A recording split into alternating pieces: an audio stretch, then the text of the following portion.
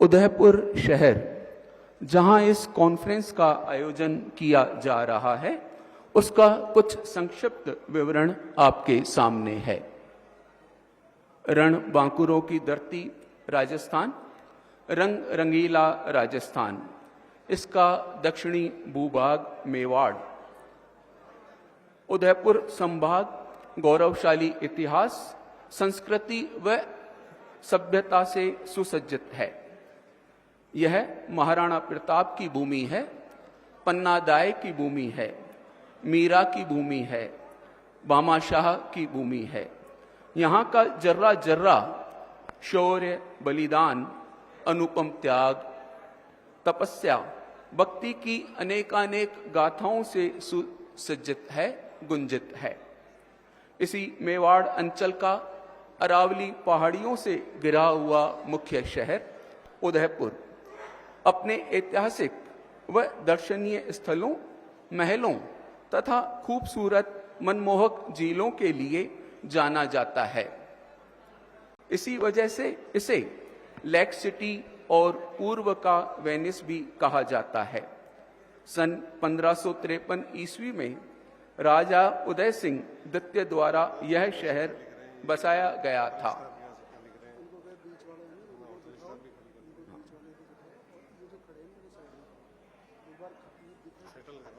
आप सभी से विनम्र अनुरोध है, कृपया बीच की गैलरीज का स्थान रिक्त कर दें ताकि व्यवस्था बने, और जो साइड में हैं उन सभी माननीय अतिथियों से, समस्त स्टाफ से आग्रह है। माननीय मुख्य अतिथि, माननीय अध्यक्ष लोकसभा श्री ओम बिड़ला जी मुख्य द्वार पर पहुंच चुके हैं। उनका वहां पुष्प देकर स्वागत किया जा रहा है। आप सभी से आग्रह है, कृपया अपना अपना स्थान ग्रहण करें, व्यवस्था बनाने में सहयोग करें, बीच की गैलरीज बिल्कुल रिक्त कर दें। जो साइड में लोग खड़े हैं कृपया खड़े न रहें, अपने अपने स्थान पर बैठें, व्यवस्था बनाने में सहयोग कीजिए। माननीय अतिथिगण हमारे मध्य पधार रहे हैं।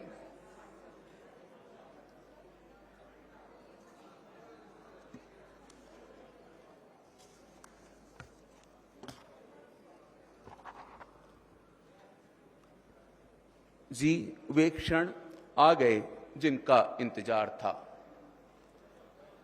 हमारे माननीय अतिथिगण पधार रहे हैं। आपसे विनम्र आग्रह, कृपया करतल ध्वनियों के साथ माननीयों का स्वागत करें।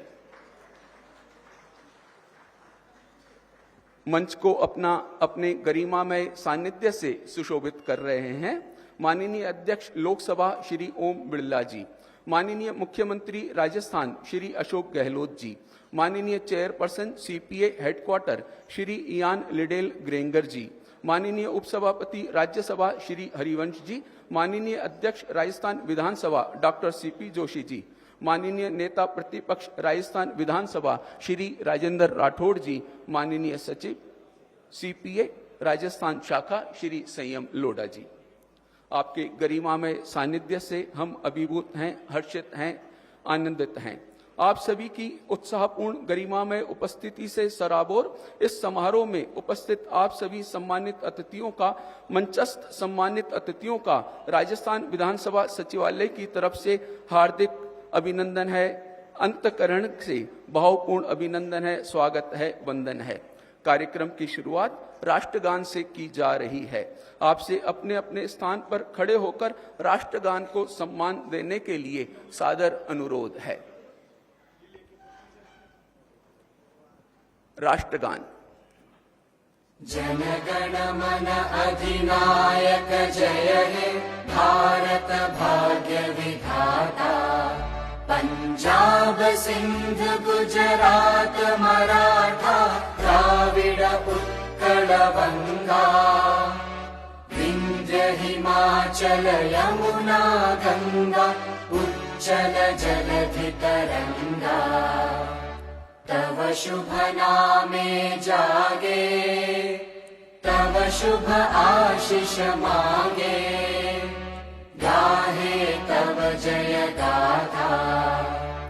जनगण मंगलदायक जय हे भारत भाग्य विधाता जय हे जय हे जय हे जय जय जय जय हे। अब इस समारोह की पहली कड़ी दीप प्रज्वलन। समारोह के मुख्य अतिथि माननीय अध्यक्ष लोकसभा व समस्त सम्मानित मंचस्थ अतिथिगण से विनम्र अनुरोध, कृपया दीप प्रज्वलन कर समारोह का शुभारंभ करें।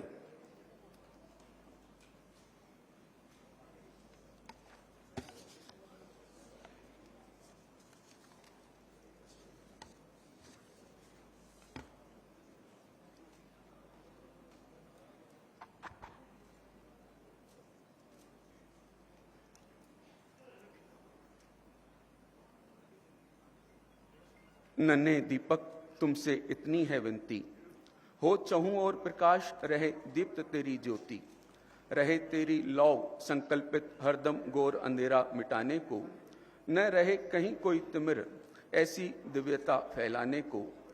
नन्हे दीपक आस है तुझसे, मिले सबको तुझ में ऐसा प्रकाश पले, जिसमें सुख शांति और स्नेह मिले, और जो मन का तमस भी छले।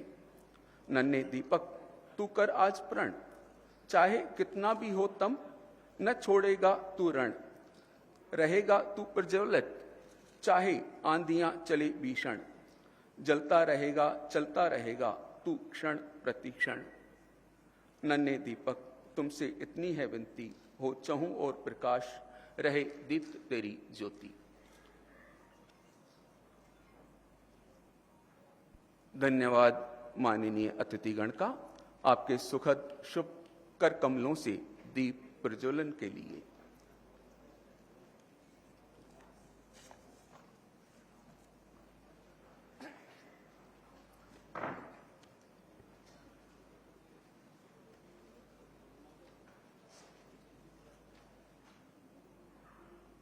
हम सम्मानित अतिथियों का स्वागत हृदय के अंतःकरण से करते हैं। इस अवसर पर हरियाली और खुशहाली के प्रतिरूप नन्हे पौधों को भेंट कर मंचस्थ माननीय अतिथिगण का स्वागत कर रहे हैं। सर्वप्रथम विनम्र आग्रह है माननीय अध्यक्ष राजस्थान विधानसभा डॉक्टर सीपी जोशी साहब से कि आप समारोह के मुख्य अतिथि माननीय अध्यक्ष लोकसभा श्री ओम बिड़ला जी को पौधा भेंट कर उनका स्वागत करने की कृपा करें।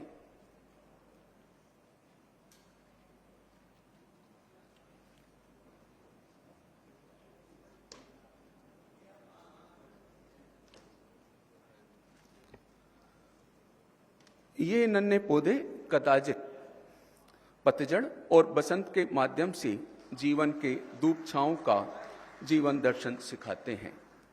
अब पुनः विनम्र आग्रह है माननीय श्री सीपी जोशी साहब से कि आप माननीय मुख्यमंत्री श्री अशोक जी गहलोत को पौधा भेंट कर उनका स्वागत और अभिनंदन करें।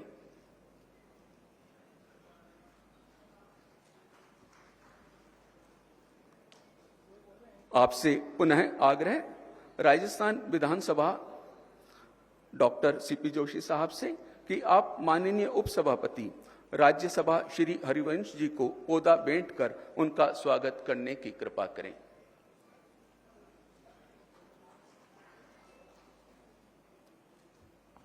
बहुत बहुत धन्यवाद माननीय डॉक्टर सीपी जोशी साहब का। अब विनम्र आग्रह है माननीय सचिव राष्ट्रमंडल संसदीय संघ की राजस्थान शाखा के सचिव श्री संयम लोढ़ा जी से कि आप श्री राजेंद्र जी राठौड़ माननीय नेता प्रतिपक्ष राजस्थान विधानसभा को पौधा भेंट कर उनका स्वागत करने की कृपा करें।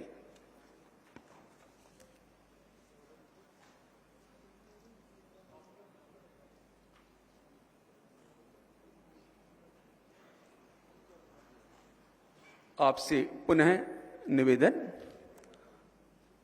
कि आप चेयरपर्सन सीपीए मुख्यालय को पौधा भेंट कर उनका स्वागत करने की कृपा करें। श्री इयान लिडेल ग्रेंगर जी का। आप पौधा भेंट कर स्वागत करने की कृपा करें। धन्यवाद माननीय श्री संयम लोढ़ा जी का बहुत बहुत आभार। अभी हमने नन्हे पौधे भेंट कर माननीय अतिथिगण का स्वागत किया और अब शाब्दिक स्वागत व अभिनंदन करने के लिए माननीय अध्यक्ष राजस्थान विधानसभा से अनुरोध करें। इससे पूर्व एक संक्षिप्त परिचय। राजस्थान विधानसभा के माननीय अध्यक्ष डॉक्टर सीपी जोशी साहब संवैधानिक प्रावधानों, संसदीय प्रक्रियाओं, मर्यादाओं और परंपराओं को संरक्षित व पुष्ट करने के लिए संकल्पित रहते हैं। आपने विधानसभा के प्रमुख नवाचारों के अंतर्गत संसद सदन की कार्यवाही आम जन तक पहुंचे, इस हेतु राजस्थान विधानसभा का यूट्यूब चैनल प्रारंभ करवाया। यही प्रसारण ट्विटर हैंडल राज असेंबली के माध्यम से भी उपलब्ध करवाया है। नवनिर्वाचित माननीय सदस्यों को संसदीय कार्य में प्रशिक्षण हेतु प्रबोधन कार्यक्रम व विभिन्न विषयों पर आधारित प्रतिवर्ष राष्ट्रमंडल संसदीय संघ के सम्मेलन आयोजित करवाए हैं। आपने राजस्थान के इतिहास व संस्कृति तथा आपसे अति विनम्रता व आदर के साथ आपसे आग्रह है, कृपया माननीय अतिथियों का आप स्वागत भी करें व अपना उद्बोधन भी प्रदान करने की कृपा करें। 9th CPA Indian reason conference के मुख्य अतिथि लोकसभा के स्पीकर सम्माननीय ओम बिरला जी, राजस्थान के मुख्यमंत्री सम्माननीय अशोक जी गहलोत साहब, CPA के चेयरपर्सन, राज्यसभा के उपसभापति, हमारे राजस्थान विधानसभा के leader of opposition Rajendra ji Rathore, CPA के जनरल सेक्रेटरी संयम लोढ़ा जी, अलग अलग प्रदेशों से आए हुए सम्माननीय अध्यक्षगण, उपसभापति जी, विधान परिषद के सभापति, उपसभापति, उपस्थित सेक्रेटरीगण, हमारे राजस्थान के मंत्रिमंडल के सदस्यगण, विधायकगण, उपस्थित भाइयों और बहनों, राजस्थान विधानसभा के अध्यक्ष के रूप में मुझे आप सबका यहाँ स्वागत करते हुए बहुत बड़ी प्रसन्नता है। ये मेरे लिए सौभाग्य की बात है कि राजस्थान विधानसभा के अध्यक्ष के रूप में मुझे दोबारा अलग अलग प्रदेशों के अध्यक्षों को सभापति का स्वागत करने का अवसर मिल रहा है। उसके लिए मैं लोकसभा के स्पीकर माननीय ओम बिरला जी, राजस्थान के मुख्यमंत्री सम्माननीय अशोक जी गहलोत का बहुत बहुत आभार व्यक्त करता हूं कि जिनके कारण हम 2 कॉन्फ्रेंस राजस्थान में आयोजित कर सके। आप और हम सब जानते हैं कि Commonwealth parliament association is an international organisation जिसका मुख्य काम है promote democracy, good governance and the rule of law in Commonwealth countries. उसी का जो इंडिया रीजन कॉन्फ्रेंस है उसका 9th हम सम्मेलन यहाँ पर आयोजित कर रहे हैं। मैं आज सुबह माननीय अध्यक्ष जी की एग्जीक्यूटिव की मीटिंग में अटेंड कर रहा था, तब मैं माननीय का ध्यान आकर्षित किया कि इंडियन रीजन की जो हमारी कॉन्फ्रेंस एसोसिएशन है उसके एम्स एंड ऑब्जेक्टिव क्या है। तो मैंने उस समय भी कोट किया और मैं फिर कोट करना चाहता हूँ। One of the aims and objective is to promote and disseminate knowledge of the constitutional, legislative, political, economic, social and cultural aspects of parliamentary democracy with particular reference to all branches of the region। मैंने इसलिए इस coat किया माननीय अध्यक्ष महोदय और माननीय साथियों, मुझे ये कहते हुए प्रसन्नता है कि राजस्थान वो प्रदेश है जिस प्रदेश ने आज़ादी के बाद जब रियासतों को सम्मिलित करने का अवसर आया तब यहाँ के राजा महाराणा भूपाल सिंह जी ने सबसे पहले रियासत को मर्ज करके एक उदाहरण प्रस्तुत किया। इसीलिए वो प्रदेश के राज प्रमुख के रूप में जाने गए। ये प्रदेश जहां पर हम राजस्थान बना, उस राजस्थान में कुछ ऐसी अनोखी चीजें हुई है जो मैं आप सबके साथ शेयर करना चाहता हूं। आज़ादी के बाद प्रदेश के मुख्यमंत्री हीरालाल जी बने और जयनारायण जी व्यास राजस्थान के मुख्यमंत्री बने। अब आज लोकतंत्र में बहुत कोई आदमी कल्पना नहीं कर सकता जयनारायण जी व्यास मुख्यमंत्री और उनके मंत्रिमंडल के सदस्य राजस्व मंत्री मोहनलाल सुखाड़िया, और पार्टी ने फैसला किया कि नेतृत्व के बारे में हम लेजिस्लेटर के बारे में ओपिनियन पूछेंगे। अब आज़ादी की लड़ाई में भाग लेने वाले जयनारायण जी व्यास को लोगों ने कहा कि आपके मंत्रिमंडल का एक सदस्य आपके सामने नेतृत्व का चुनाव लड़ रहा है, इसलिए उसका त्याग पत्र ले लेना चाहिए। उन्होंने उनका त्याग पत्र नहीं लिया और चुनाव हुआ लीडर का between Jainarayan Vyas chief minister and राजस्व मंत्री मोहनलाल सुखाड़िया के बीच में। और जो हमारे लेजिस्लेटर है उन्होंने निर्णय किया कि उनके पार्टी का नेतृत्व मोहनलाल सुखाड़िया करेंगे, जो उनके राजस्व मंत्री थे और राजस्व मंत्री बाद में मुख्यमंत्री बने उस निर्णय के कारण। आज हम कल्पना ही नहीं कर सकते कि कोई मुख्यमंत्री उनके मंत्रिमंडल का एक सदस्य के रूप में उसको चुनौती दे और मुख्यमंत्री का ऐसा फैसला हो। लोकतंत्र में से बिरले उदाहरण मिलते हैं। इसलिए मैंने कहा कि मैं राजस्थान की जिस परिप्रेक्ष्य में ये सम्मेलन आयोजित किया जा रहा है उसकी ऐतिहासिक महत्व है। ये राजस्थान की ये जगह जो खूबसूरत जगह है, यहाँ पर जो कल्चर, यहाँ पर जो सांस्कृतिक, उसके साथ साथ जो आज़ादी के बाद जो राजनीतिक जो उदाहरण प्रस्तुतियाँ हैं उसमें भी इस क्षेत्र की प्रमुख भूमिका रही है। और आज मुझे कहते हुए प्रसन्नता है कि मैं जिस क्षेत्र का हूँ मेवाड़ क्षेत्र कहलाता है। माननीय मुख्यमंत्री जी जिस क्षेत्र के वो जोधपुर के हैं, माननीय ओम बिरला जी वो कोटा के हैं, माननीय राजेंद्र जी राठौर गंगानगर के हैं, माननीय संयम जी लोढ़ा सिरोही क्षेत्र के हैं। पूरे राजस्थान की जो अलग अलग ज्योग्राफी है उनके अलग अलग जनप्रतिनिधि यहाँ पर आप मंच पर बैठे हुए हैं। मैं ये भी स्मरण करना चाहता हूँ कि राजस्थान में जितनी रिच पॉलिटिकल लीडरशिप रही है, उन्होंने जो पार्लियामेंट्री डेमोक्रेसी की जो परंपराएं डाली है, उस क्षेत्र का प्रतिनिधित्व करने वाले मोहनलाल जी सुखाड़िया उदयपुर से ही लंबे समय तक विधायक रहे। भैरव सिंह जी शेखावत जो राजस्थान के मुख्यमंत्री बने 90s के बाद, वह भी 85 में, बहुत कम लोगों का स्मरण होगा, मेवाड़ की निम्बाड़ा क्षेत्र से विधानसभा क्षेत्र। तो राजस्थान में मेवाड़ का ये जो क्षेत्र है वो बिरला क्षेत्र है जहां पर मोहनलाल सुखाड़िया जी और भैरव सिंह शेखावत जी ने राजस्थान में लोकतंत्र की आज़ादी के बाद जो परंपराएं निर्वहन की, उस निर्वहन के कारण आज हम बड़े सम्मान के साथ कह सकते हैं कि आज राजस्थान में नहीं, हिंदुस्तान में जिस तरह की ट्रेडिशंस पार्लियामेंट्री पे हमारे यहाँ विधानसभा की है, उन सब के लिए हमें आज बहुत गर्व होता है। और यही परंपरा मुझे मिली जब मैं अध्यक्ष बना। तब मेरे यहाँ क्षेत्र के मेवाड़ के ही mister Gulab Chand ji Kataria leader of opposition रहे और आज राजेंद्र जी राठौर अपोजिशन के लीडर हैं। और मुझे कहते हुए प्रसन्नता है कि जो सबसे ज्यादा प्रोटेक्टिव सेशन है वो हमारी इस विधानसभा का हुआ। उसमें ये जो परंपरा मोहनलाल सुखाड़िया जी और भैरव सिंह जी ने अपनाई थी, उस परंपरा का निर्वहन आज भी राजस्थान में किया जा रहा है। और यही हम सबको समझने की आवश्यकता है कि 9th रीजनल कॉन्फ्रेंस में जो उदयपुर का हमने चयन किया, माननीय ओम बिरला जी को मैंने रिक्वेस्ट की थी कि ये क्षेत्र उदयपुर में होना चाहिए, इसलिए मैंने उदयपुर के इस महत्व को समझते हुए ये आयोजन यहाँ करने का निर्णय किया। और आपने और माननीय मुख्यमंत्री जी ने स्वीकृति दी, उसके लिए मैं हृदय से बहुत बहुत आपका आभार व्यक्त करता हूँ। इसके साथ एक कॉन्सिडेंस भी है माननीय बिरला जी, मैंने अपनी हायर एजुकेशन भी यहीं से स्टार्ट की थी। मैं स्कूल करके आया था नाथद्वारा में हायर सेकेंडरी करने के बाद, फिर मैंने फर्स्ट ईयर से अपनी सारी एजुकेशन उदयपुर में ली। मैंने MSc फिजिक्स किया, मैंने MS साइकोलॉजी किया। मैं यहाँ पर विश्वविद्यालय में छात्र नेता के रूप में भी अपना करियर प्रारंभ किया। मैं यहाँ पर शिक्षक के रूप में भी विश्वविद्यालय में मुझे काम करने का मौका मिला। और आज मुझे विधानसभा अध्यक्ष के रूप में इसी जगह पर आपका स्वागत करते हुए बहुत प्रसन्नता है। इसलिए मैंने बिरला जी को कहा था कि ये रीजनल कॉन्फ्रेंस है, उस रीजनल कॉन्फ्रेंस में आज जो हम चर्चा कर रहे हैं वो अमृत काल में बहुत जरूरी चर्चा है। इस देश में जब डिजिटल क्रांति हो रही है, जहां व्यक्ति को अधिकार मिल रहा है, अब हमें सब बैठकर चर्चा करनी पड़ेगी कि विधानसभा और लोकसभाओं में कैसे हम नियम और कानून को बदलने की प्रक्रिया कर रहे हैं, जिससे जनता जिसके RTI और IT के माध्यम से जो सूचनाएं उपलब्ध है उससे ज्यादा इफेक्टिव सदन बने।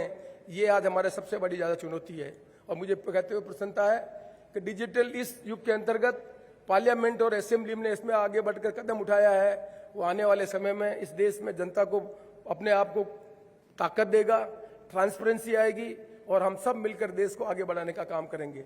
संसदीय लोकतंत्र की 75 साल की जो हमारी उपलब्धियां हैं, आज दुनिया में हम ताकतवर होकर के उभरे हैं। उसका एक कारण यही है कि संसदीय लोकतंत्र में उत्तर, दक्षिण, पूर्व, पश्चिम, जाति, धर्म से ऊपर उठकर हमने इस संसदीय लोकतंत्र के माध्यम से देश को आगे बढ़ाने का काम किया। आइए आप और हम सब जो अलग अलग विधानसभा क्षेत्र के अध्यक्ष के रूप में, उनकी जिम्मेदारी ज्यादा बन जाती है।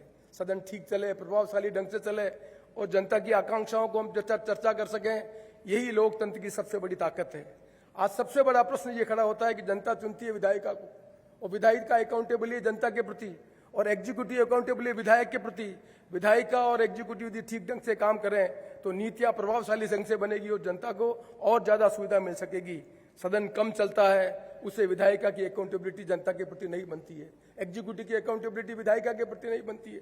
तो जो क्वालिटी ऑफ गवर्नेंस, जो नीतियां बनती है, उसमें जिस तरह का हम और प्रभावशाली ढंग से काम करते हैं उसमें कुछ कमी आती है। इसलिए मैं आशा करता हूं कि आप और हम सब चर्चा करेंगे, तब सीपीए के माध्यम से देश की जनता को हम आश्वस्त कर सकें कि हम सब जो लोग जिनको उत्तरदायित्व मिला है जनतंत्र में, विधानसभा विधान परिषद में अध्यक्ष सभापति पद का, वो अपनी गरिमापूर्ण उपस्थिति से इन संसदीय लोकतंत्र को मजबूत करने का काम करेगा। इन्हीं सब शब्दों के साथ एक बार मैं पुनः आपका यहाँ पर स्वागत करता हूँ। माननीय बिरला जी का और माननीय मुख्यमंत्री जी का बहुत बहुत आभार व्यक्त करता हूँ कि उनके कारण ये आज हम यहाँ पर आयोजित कर सके। मैं सीपीए के जो चेयरपर्सन है उनका भी बहुत बहुत आभार व्यक्त करता हूँ और हमारे साथी राजेंद्र जी राठौर, संयम जी लड़ो का भी बहुत बहुत आभार व्यक्त करता हूँ कि उस कार्यक्रम में सम्मिलित होकर इस गरिमा भरी उपस्थिति को उन्होंने बनाया, उसके लिए भी उनका सबका आभार और आप सबका हृदय से बहुत बहुत आभार। धन्यवाद, नमस्कार।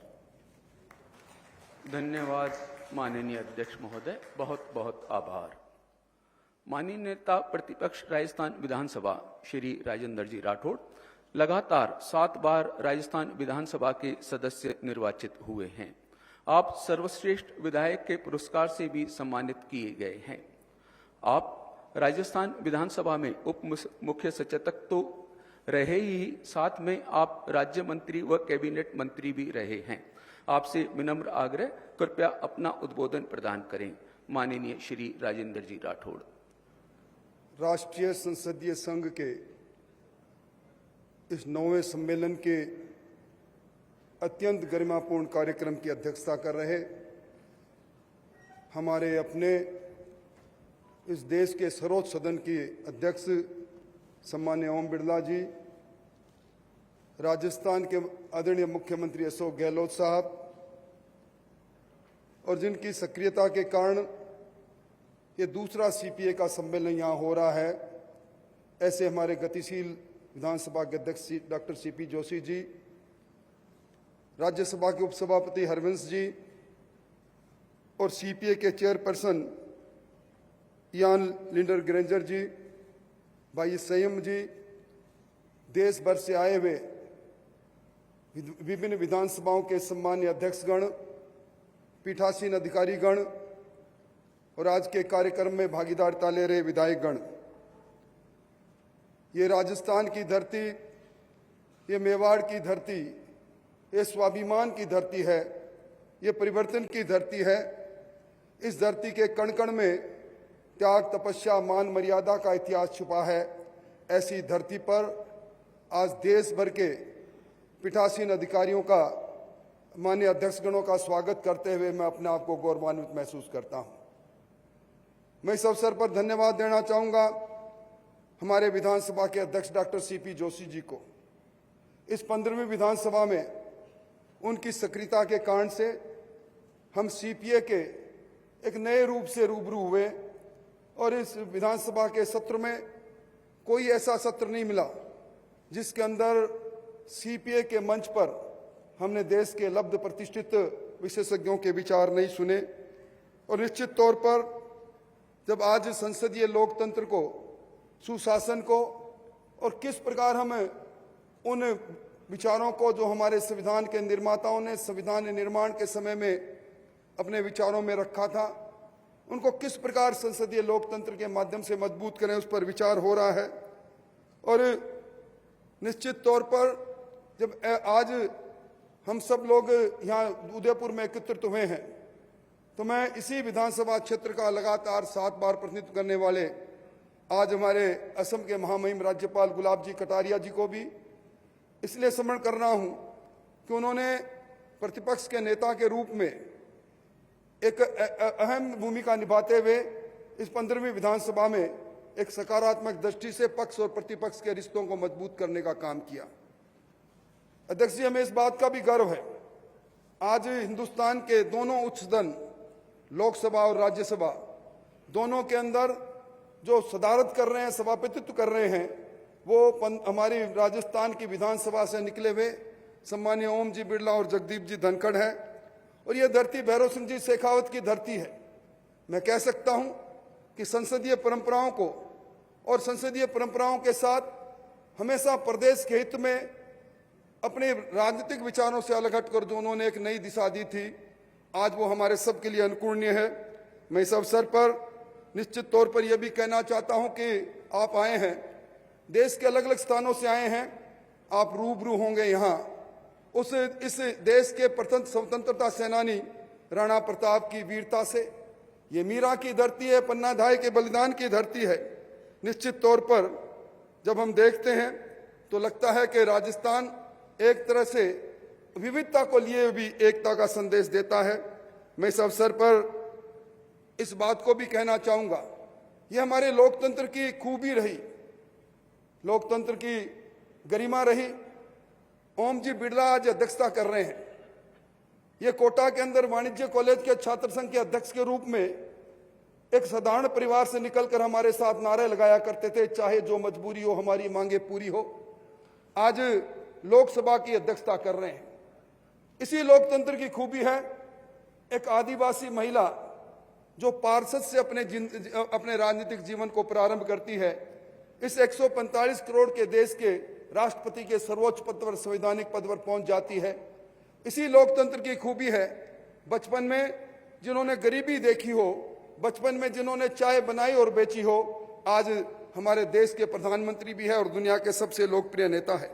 निश्चित तौर पर जब हम चर्चा करते हैं और आज जब हम देखते हैं ब्रिटानिया हुकूमत ने हम पर बरसों तक राज किया, आज उस ब्रिटानिया हुकूमत को, जिसको हमारे देश के अंदर कभी कहा जाता था कि इनका सूर्य कभी सत्ता का अस्त नहीं होता, आज हमारे भारत के मूल के ऋषि सुनक वहां का नेतृत्व कर रहे हैं, जहां एक और हमने उनकी अर्थव्यवस्था को हराकर भी आगे बढ़ने का काम किया।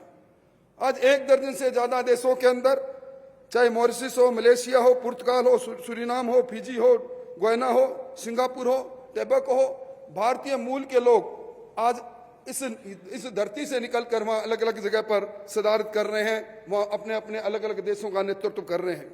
मैं इस अवसर पर निश्चित तौर पर धन्यवाद देना चाहूंगा और मैं ये जरूर कहना चाहूंगा कि हमारा संविधान जब बना, संविधान का जो हमारा मूल चरित्र था वो संघीय ढांचा था। हमारे संविधान के निर्माताओं ने हमारे केंद्र सरकार, राज्य सरकार, लोकसभा, राज्यसभा और विधानसभा के अलग अलग दायित्वों को बड़ी अच्छी तरह रेखांकित किया था। पर आज जब हम देखते हैं इस संघीय ढांचे के अंदर भी कई बार ऐसे प्रकरण आ जाते हैं। मैं मुख्यमंत्री जी को याद दिलाना चाहता हूं, एक बार प्रकरण आया था राजस्थान की विधानसभा में। हम सब लोगों ने एक संकल्प इसलिए लेना पड़ा कि पंजाब ने 1981 में जो हमारा हिस्से का पानी था उसको रोकने के लिए एक termination of agreement act Punjab की विधानसभा ने ले लिया। एक बार हमने उस समय भी चर्चा की थी जब हरियाणा ने हमारे यमुना क्या 1994 के समझौते के अनुसार जो पानी हमें मिलना चाहिए था, उस विधानसभा में चर्चा करके कहा कि राजस्थान को पानी नहीं मिलेगा। ये बात मैं इसलिए रेखांकित कर रहा हूं कि आज हमें जब बात कर रहे हैं पीठासीन अधिकारियों के साथ उस नीति निर्माण करने वाली विधानसभा, लोकसभा के कार्य संचालन के लिए, तो निश्चित तौर पर जब इस प्रकार के पहलू आते हैं, इस प्रकार के मौके आते हैं, तो चिंता की बात भी रहती है। मैं इस अवसर पर आपको सबको धन्यवाद भी देना चाहूंगा और एक बात जरूर कहना चाहूंगा, जिसके लिए चिंता हमारे विधानसभा के अध्यक्ष जी अक्सर किया करते हैं। हमें विधान बनाने वाली सभाओं में जाते हैं और विधान बनाने का जब समय आता है तो हमारा पार्टिसिपेशन किस प्रकार का रहता है, किस कारण से कम रहता है, निश्चित तौर पर चिंता की बात है। और अभी हम सब लोग देख रहे हैं, जब से यूट्यूब पर विधानसभा, लोकसभा की कार्रवाइयों का सीधा प्रसारण होना प्रारंभ हो गया। मैं अध्यक्ष जी एक विद्यालय के कार्यक्रम में गया, अचानक कुछ बच्चे खड़े हुए, वो अपने सांस्कृतिक कार्यक्रम की प्रस्तुति दे रहे थे। एक बच्चे ने मुझे आकर कहा कि हमने विधानसभा में आप लोगों को नारे लगाते हुए देखा था, मुझे महसूस हुआ कि विधानसभा का यह वेल, जिसको हम कुआं कहते हैं, इसके अंदर जब हम जाते हैं तो निश्चित तौर पर जो ये कार्रवाई दुनिया के लोग, प्रदेश के लोग और देश के लोग देखते हैं तो उस पर चर्चा करते हैं। मैं इस अवसर पर निश्चित तौर पर सीपीए का ये सम्मेलन हमारे लिए मील का पत्थर साबित होगा। किस प्रकार हमारे विधानसभा के कार्य संचालनों में एकरूपता आए, किस प्रकार विधानसभा के अंदर विधान बनाने के अंदर सक्रिय भूमिका लोगों की रहे, किस प्रकार विधानसभा में जो बैठकें हैं उनकी संख्या आगे बढ़े, किस प्रकार विधानसभा की समितियों को, जिन समितियों में बैठकर हम चर्चा करते हैं, वो कारगर और धारदार हो। इन सब बातों पर चर्चा करेंगे। आप सबका स्वागत करते हुए आज लगता है कि पूरे देश की संस्कृति एक जगह पर आ गई। पूरे देश के संसदीय लोकतंत्र को बेखूबी से अपने अपने राज्य में संचालित करने वाले हमारे विधानसभा अध्यक्षों को देखकर लगता है कि आज पूरे देश की अलग अलग संस्कृति को हम आज एक साथ आत्मसात कर रहे हैं। इस सभागृह में आप सबका झीलों की नगरी में स्वागत। बहुत बहुत धन्यवाद। बहुत बहुत आभार माननीय नेता प्रतिपक्ष राजस्थान विधानसभा। राष्ट्रमंडल संसदीय संघ मुख्यालय के chairperson Shri Ian Liddell ginger जी वर्ष 2001 से अब तक निरंतर ब्रिटिश संसद के सदस्य हैं। आप अगस्त 2022 में सीपीए के चेयरपर्सन निर्वाचित हुए। आपसे अति विनम्रता के साथ आग्रह, कृपया अपने संबोधन से हमें लाभान्वित करें। Shri Ian Liddell Grainger ji. Thank you very much. It's a problem of not having instant translation when you're up here, but I think it's my turn. Mr. Speaker Lok Sabha, Mr. Speaker Rajasthan, First Minister, Honourable Leader of Opposition, Speakers, colleagues, friends. I can't say how delighted both myself and the Secretary-General, Mr. Stephen Twigg, are here to be at the 9th conference in India. This is a great privilege for us to be able to join you here and to be able to talk to you all about some of the things that are going on within the Commonwealth Parliamentary Association. The importance of India to the Commonwealth is enormous, as you can well understand. First of all, you have more speakers than most of the regions, but not only that, because of your enormous history, which we've heard about already today, not just Rajasthan, but India in general, you are a crucially important part of what we do. Unlike most organisations in the world, the CPA is led by its members. It matters what you think and what you wish to do. Both myself and Stephen have made it abundantly clear time after time that it is crucial that we listen to you. You're talking about the digital age, which we've heard, and how important that is to good governance and to democracy. We've all got a lot to learn from India on that. And conversely, it's an issue which affects us all. The role of the CPA I've always seen of being able to achieve good governance across the world. We're 56 countries now, we've gained 2. We're over 180 parliaments. We have, I think it's in the region of 17,500 parliamentarians. The population of the Commonwealth now is roughly 2.4 billion people. We're one of the few organisations in the world that can hand on heart say that everybody has a chance to take part. Parliamentarians are there because we've been elected to be there. And all of you here in India know that more than anybody. Democracy can be fragile, but it's worth protecting and defending. And that is what the CPA, I believe, firmly does. But we are a family. What matters to one matters to all. And we're talking about the CPA conference in Ghana, which is in roughly a month's time, and I hope to see many of you there, not just taking part as delegates, but also in the workshops, a chance to network with colleagues from around the world, a chance to learn maybe new ideas, but more importantly, give ideas, give thoughts on what is good and what is bad, and things we can all learn. One of the great things of being a parliamentarian, I found after 23 years, is you never stop learning. You continue to surprise yourself with what goes on, and that's what matters. But some of the successes, and I'm very grateful for Stephen for this, is the Assembly, the Academy, the Academy. This is an innovation which has started in the last few years, and it is to take young people. The age profile of the Commonwealth is very, very young, and that is what we want to encourage. The future of all of us is our youth. They are the young people across the world. And the Academy is crucial to be able to teach, to learn the digital age. Many things that affect our colleagues across the world sometimes don't affect us, but we can impart that knowledge. Food security in Africa, health, flooding, climate change in the Caribbean and the Pacific, the threat of terrorism, security in all parts of our world. There's stuff that we can learn and stuff that we can impart and put forward. And India has an enormous role to play in this. But we've also got to the benchmarking of parliaments, which is self-benchmarking. There's no right or wrong, but it is for parliaments to see how they see themselves in elections and in helping them, any parliament, to be able to not improve, but maybe have other ideas and thoughts of where they can go. And some countries have embraced it in different ways, and that is very, very encouraging. But also I believe strongly that the CPA is a resource centre.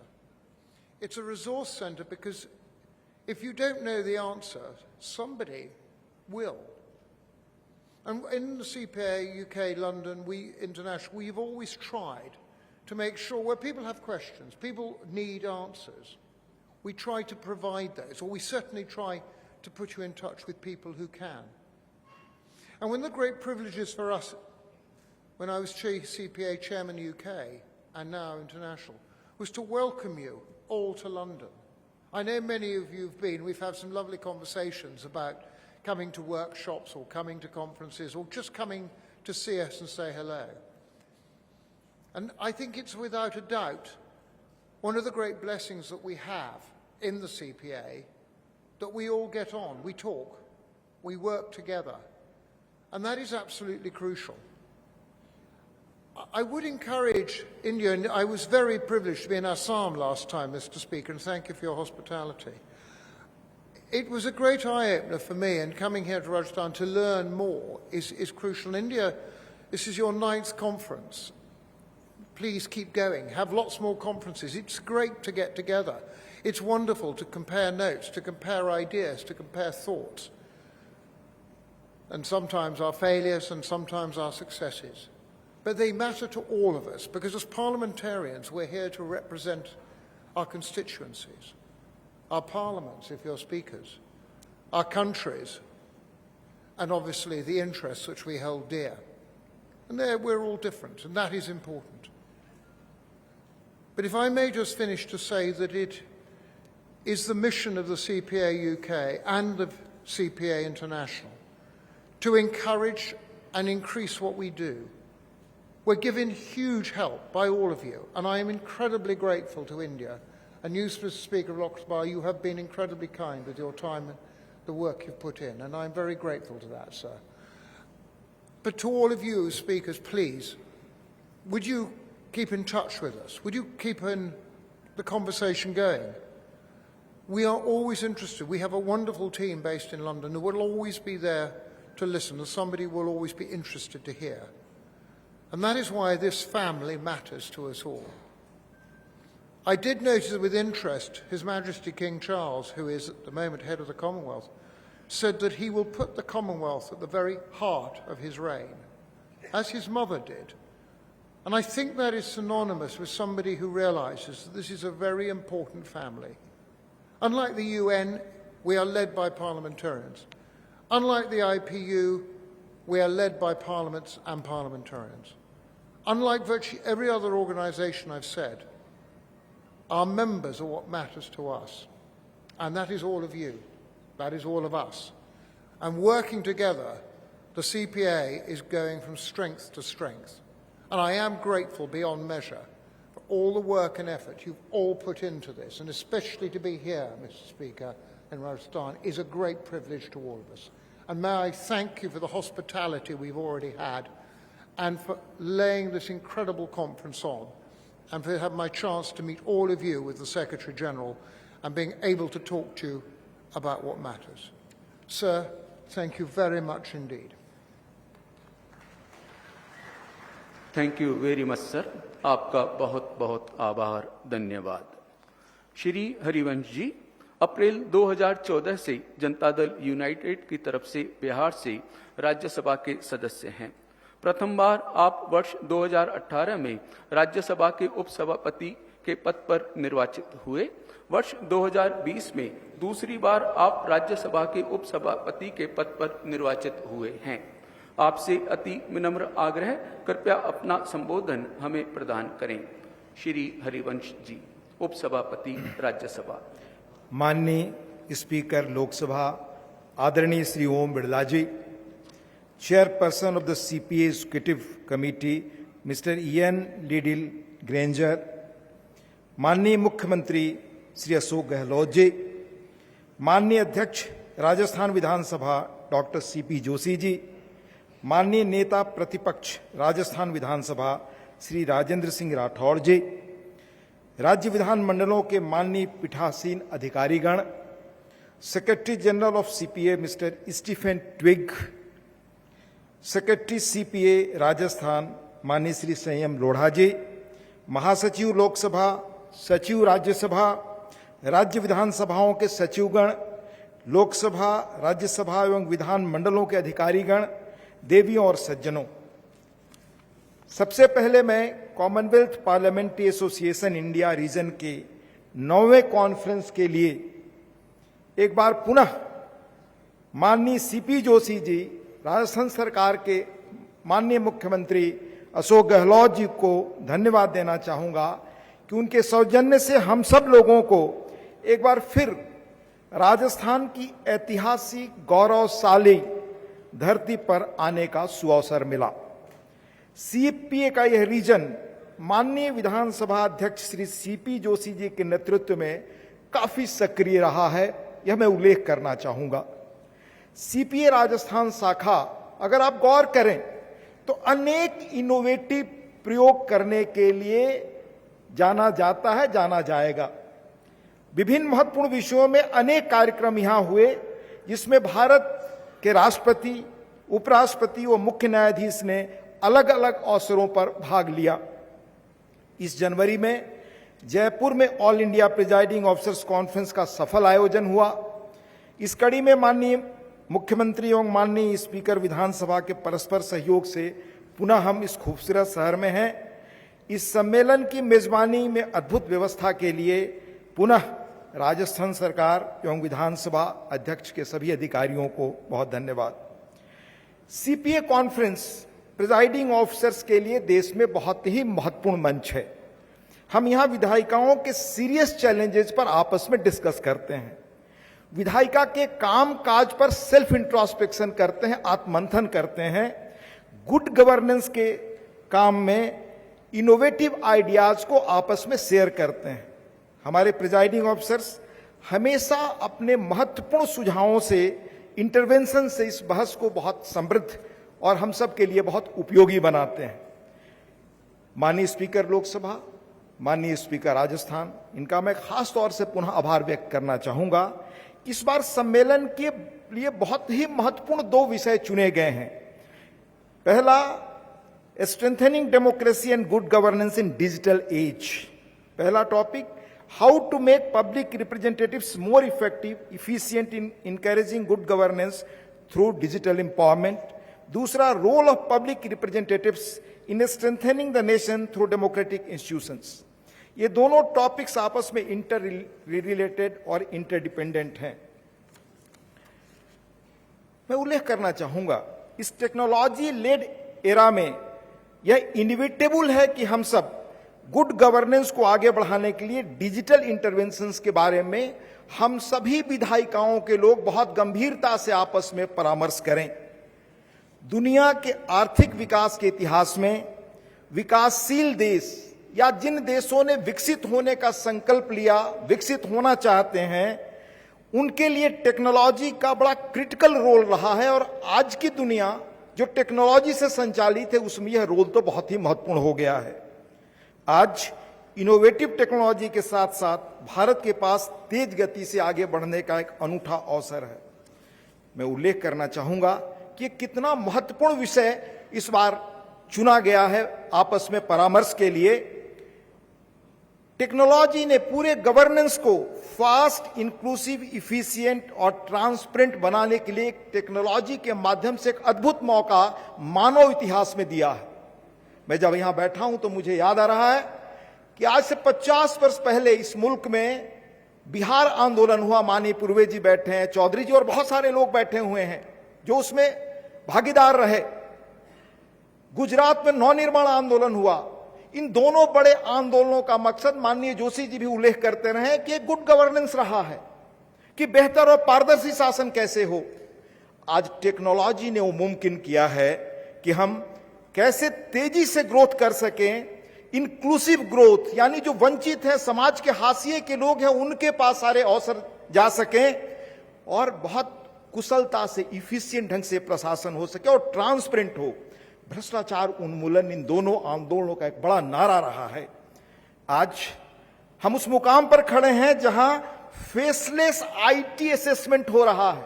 कल जब हम सब आ रहे थे तो हमारे अनेक महत्वपूर्ण विधानसभा अध्यक्षों ने ब्यूरोक्रेसी के कामकाज पे, जो एक पुराना सोचने का हम सबका ढंग रहा है, आज भी मानते हैं, उस बारे में हम चर्चा कर रहे थे। पर आज ये अवसर मुमकिन है कि हम प्रशासन को जितना फेसलेस ट्रांसपेरेंट बनाना चाहते हैं, टेक्नोलॉजी को उपयोग से बना सकते हैं। इसलिए हम विधायिका के लोगों को इस विषय पर अधिक से अधिक परामर्श करना चाहिए।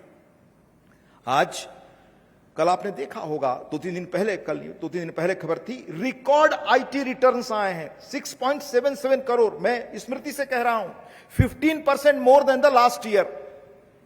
और इसमें से जो स्क्रूटनी अब हो रहे हैं करोड़ों, जिसमें बड़ी शिकायतें होती थी देश में, वो सारे फेसलेस हो रहे हैं। ये मुमकिन टेक्नोलॉजी ने किया। लैंड रिकॉर्ड्स, हम उस दरवाजे पर खड़े हैं कि सारे लैंड रिकॉर्ड्स आज, अगर पुराने जो चीजें उसमें गलत एंट्री है रिकॉर्ड्स में, कागज में, अगर ठीक हो जाएं तो सारे डिस्प्यूट्स खत्म हो सकते हैं। 10 करोड़ से अधिक बेनिफिशरीज फेक रहे हैं इस सिस्टम में। माननीय प्रधानमंत्री जी ने उस दिन लाल किला से संबोधन में बताया। आज हमें याद है कि एक दौर में डॉक्टर लोहिया जैसे लोग और देश के अन्य लोगों ने नारा दिया कि अब कैसे देसी भाषाओं में काम हो। देसी भाषाओं में काम का मुमकिन अवसर टेक्नोलॉजी ने मुमकिन कराया है। और आज आर्टिफिशियल इंटेलिजेंस के एरा में भाषणी एक मंच भारत सरकार बनवा रही है, जिसमें सारे भारतीय भाषाओं में आपका उसका अनुवाद सुलभ होगा। न्याय का ऑपरेटिंग पैरा अपनी भाषाओं में पढ़ने का अवसर मिलेगा। कल आपने देखा G20 मिनिस्टर्स की बैठक थी बेंगलोर में। जर्मनी के एक मंत्री ने सब्जी खरीदा पेटीएम से और उन्होंने, जर्मन एम्बेसी ने ट्वीट किया है कि भारत में कितना बड़ा प्रयोग हुआ है। ये आज के अखबार में आप खबर देखेंगे। सरकारी पेमेंट बेनिफिशरीज को $33 बिलियन कैन वी इमेजिन सीधे खाते में जा रहा है। ये टेक्नोलॉजी ने मुमकिन किया है। 2015 से जो डिजिटल इंडिया का प्रयोग चला, जैम जनधन खाते से, उसमें हर महीने 10 अरब से अधिक का लेन देन भारत से हो रहा है और भारत दूसरी देशों को यह क्षमता बता रहा है। मैं उल्लेख करना चाहूंगा, मैं एक बड़े विचारक की पुस्तक पढ़ रहा था, आइडियाज वर्सेज टेक्नोलॉजी। एक तरफ राजनीतिक विचारों की यात्रा की लंबी श्रेणी रही है फ्रांस की क्रांति के बाद, जब लगा कि दुनिया को राजनीतिक विवाद या राजनीतिक विचारधाराएं बदलेंगी। यह अवसर है, राजनीतिक विचारधाराओं का बड़ा इंपॉर्टेंट रोल रहा है। उसी के साथ साथ कैसे इंडस्ट्रियल रिवॉल्यूशन शुरू हुआ, टेक्नोलॉजी लेड ग्रोथ ने दुनिया पर कितना असर डाला और आज टेक्नोलॉजी ड्राइविंग सीट पर है, बहुत सारी चीजों को नियंत्रित कर रही। उसके सवाल अलग हैं, पर डेवलपमेंट में उसका बड़ा महत्वपूर्ण रोल है। ऐसे अवसरों पर आज हम इस चीज की चर्चा कर रहे हैं और कम से कम हम विधायिका के लोगों को, जैसा जोशी जी ने कहा अपने ओपनिंग रिमार्क्स में, इसके कानून के बारे में क्या नया परिवर्तन होगा, बहुत अच्छी तरह जानना चाहिए। अभी एआई के जो निर्माता है चैट जीपीटी के, जिसने एक नई क्रांति के दरवाजे पर दुनिया खड़ी है, उसके बनाने वाले सैम अल्टमैन को सीनेट ने बुलाया था, जो अपना कानून बना रहे हैं।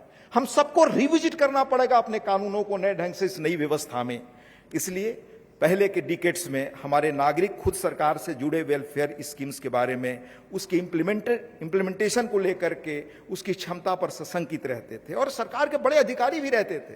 मुझे याद है एनसी सक्सेना ने एक बार टिप्पणी की थी कि जो सरकारी वेलफेयर स्कीम्स के पैसे जाते हैं, अगर हम मनी ऑर्डर से भेज दें 25 सालों तक लगातार, तो शायद लोगों के हालात बदल जाए। तो आज वो पैसे सीधे बेनिफिशरीज के अकाउंट में जा रहा है। This is a big change, unthinkable. Technology की बदौलत सरकार ने गवर्नेंस पर बहुत अच्छी तरह से आज काम कर रही हैं।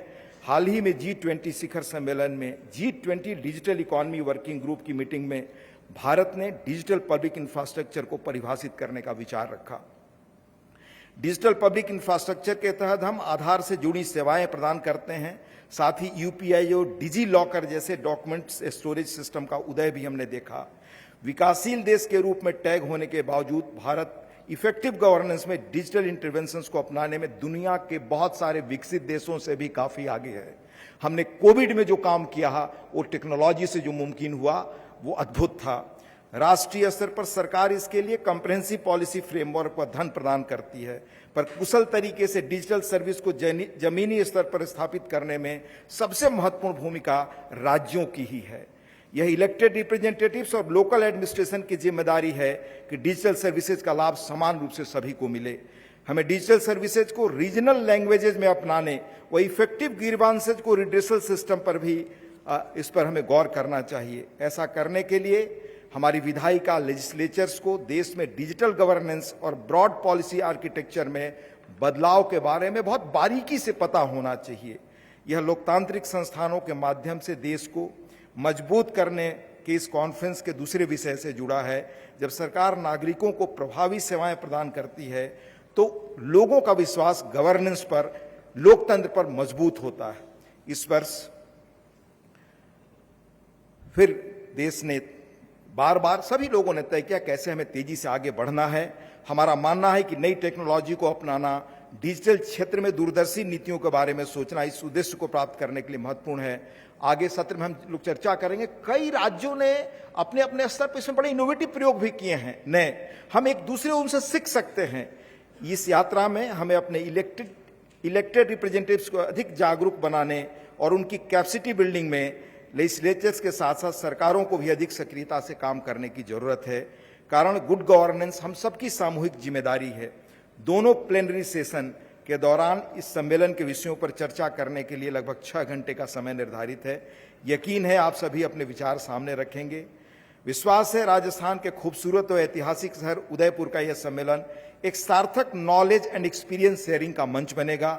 आप सभी के विचार सुनने के लिए हम सब उत्सुक हैं।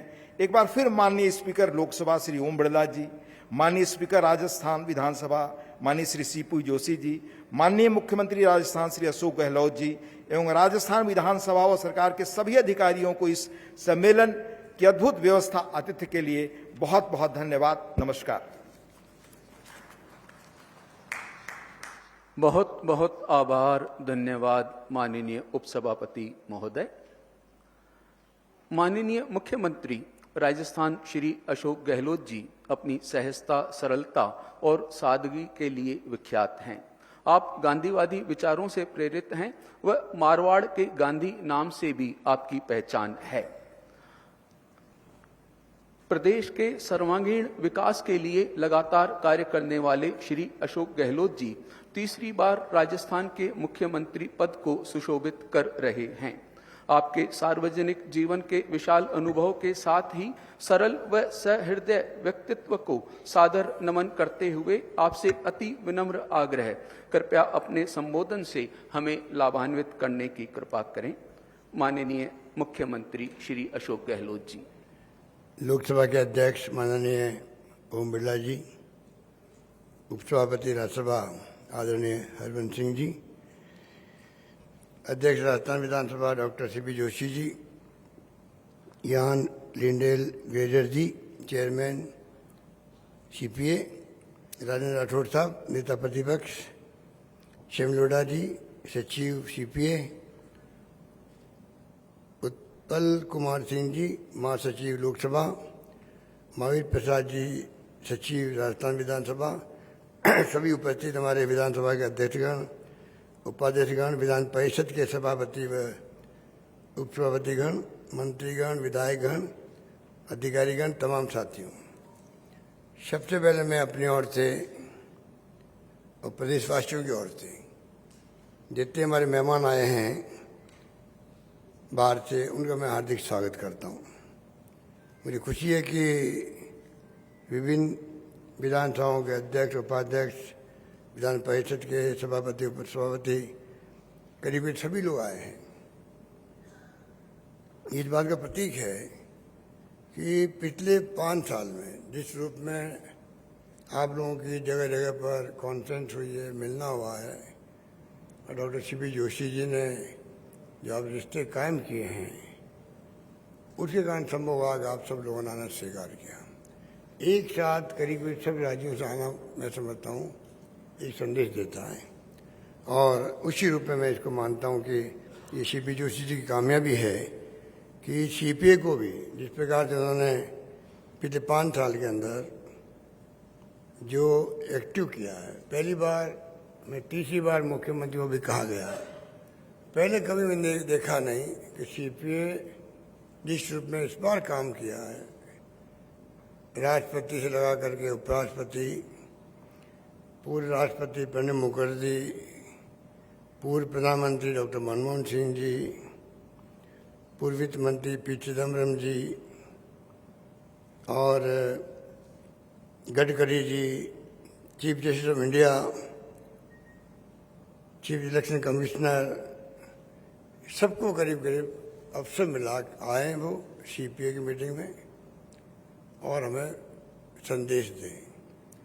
तो 5 साल तक वाइब्रेंट तरीके से विधानसभा के अंदर एक्टिविटी रही और सीपीए की अलग पहचान बन पाई, जिसकी आवश्यकता भी है। अगर बैठते हैं, विचार विमर्श करते हैं, नए आइडियाज पैदा होते हैं, और वो मैं समझता हूँ अरविंद सिंह जी ने बहुत ही सुंदर शब्दों में भी हम सबको बताया।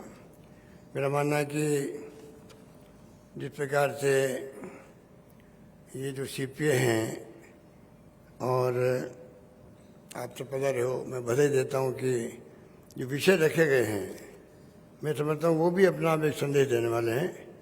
और जब आप 2 दिन बैठेंगे, how to make public representative more effective, efficient in encouraging good governance through digital empowerment.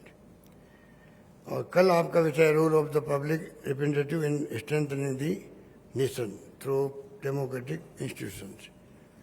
2 दिन में आप बैठ के मैं समझता हूँ जो चर्चाएं करेंगे, उसके अपने आने वाले वक्त में एक माहौल बनेगा देश के लिए, किस प्रकार से पूरे देश के विधायकों को, जनप्रतिनिधियों को किस दिशा में आगे बढ़ना चाहिए और क्या सोच है आप सबकी। मेरा मानना है कि जो स्पीकर बनता है, विधानसभा का अध्यक्ष बनता है, सभापति बनता है, वो भी मैं समझता हूँ कि जो पार्टी सत्ता में होती है वो सोच समझ के बनाती है, सोच समझ के बनाती है। उसकी पर्सनैलिटी क्या है, उनकी सोच क्या है, उनमें कितनी योग्यता है, कितनी निष्पक्षता से काम करेंगे। वो मंत्री या मुख्यमंत्री बनने लायक भी होते हैं, उनमें से कई बार मौका मिलता है कि नहीं आप स्पीकर बन जाइए।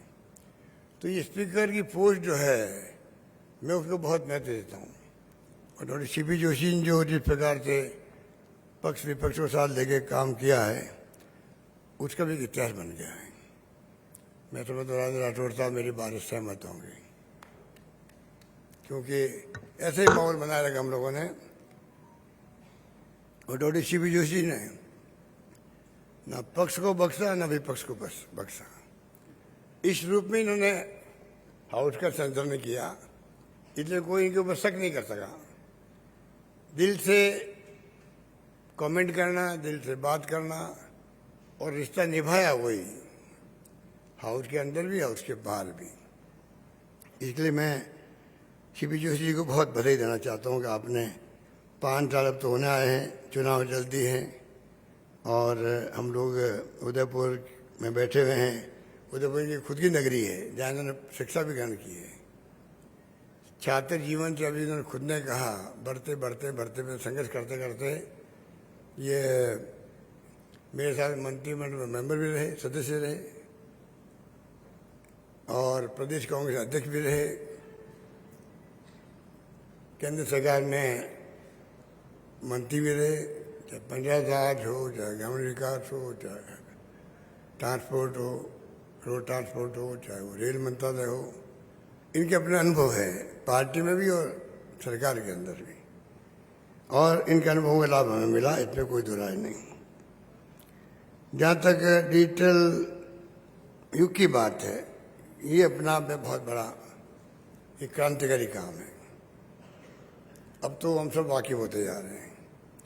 पर लगभग 35-37 साल पहले जब मैं मंत्री था राजीव गांधी जी के साथ में, तो वो 40 साल की उम्र में प्रधानमंत्री बन गए थे। उस वक्त उन्होंने जो मिशन बनाए थे, मिशन मोड पे काम किया था, उसमें टेक्नोलॉजी मिशन भी शामिल था। जो सैम पिट्रोडा जी आज जिनका नाम पूरी दुनिया के अंदर है, वो मिशन के हेड बनाए गए थे। उस वक्त लोग समझ नहीं पाए कि कंप्यूटर भला क्या है, आईटी का मतलब क्या है। और उस वक्त में कई आलोचना भी हुई थी कि कंप्यूटर आ जाएंगे तो टाइपिस्ट जो है वो बेरोजगार हो जाएंगे। उस माहौल से शुरुआत हुई इस आईटी की, जिसकी चर्चा आज हम लोग कर रहे हैं। और जो कदम उठाए गए 30-35 सालों के अंदर, मैं समझता हूँ कि पूरी क्रांति हो गई है। आज बगैर आईटी के मोबाइल फोन, इंटरनेट सेवाएं, दुनिया एक प्रकार से आपके मुट्ठी के अंदर है। दुनिया के अंदर क्या हो रहा है, क्या नहीं हो रहा है, क्रांति है ये। उस पर नहीं सोचा गया था। आज तो बगैर कंप्यूटर काम नहीं चलता। सारी सुविधाएं रेलवे की, एयर सर्विसेज की हो, रेवेन्यू की हो। और मुझे गर्व है कि मैं पहली बार जब मुख्यमंत्री बना तब हम लोगों ने भी शुरुआत करी। लोक मित्र नाम से एक शुरू की थी, एक काउंटर शुरू किया था। आज 80,000 हमारे यहाँ पर ई मित्र हैं, 80,000। और 600-700 तरह की सेवाएं पब्लिक की जो है 80,000 ई मित्र के माध्यम से लोगों को अवेलेबल हो रही है, हर विभाग की। हमने 3% रखा था एक बार, जब मैं दूसरी बार था मुख्यमंत्री, हर विभाग का बजट रखा था। बड़ा जंप हुआ। तो इस काम को मैं समझता हूँ कि सरकार बदल गई, तब भी मुझे मालूम है भामाशाह केंद्र बना था यहाँ पर, पिछली गवर्नमेंट बनाया था। डाटा सेंटर बना हुआ, आज देश के अंदर नंबर 1 है हमारे यहाँ पर। आईटी में हम लोग बहुत आगे बढ़ गए। आईटी के माध्यम से आज देश के अंदर, आज भी राजस्थान नंबर 1 है आईटी सेक्टर के अंदर। इस रूप में आईटी का उपयोग हो रहा है और गवर्नेंस भी उसके आधार पर चल रही है। अब डीपीटी का कंसेप्ट है। प्रधानमंत्री राजीव गांधी ने कहा था कि 1 रुपया भेजते हैं दिल्ली से 15 पैसे पहुंचते हैं गाँव के अंदर। उन्होंने अपनी भावना बताई और इतना हर स्टेप पे आप जानते हो क्या क्या स्थिति बनती है। और 15 पैसे पहुंचते थे कहा, और हमारे जो विपक्ष में होते हैं वो तो आलोचना करते हैं 15 पैसे क्यों पहुंचते हैं। और आज जब डीबीटी हो रही है,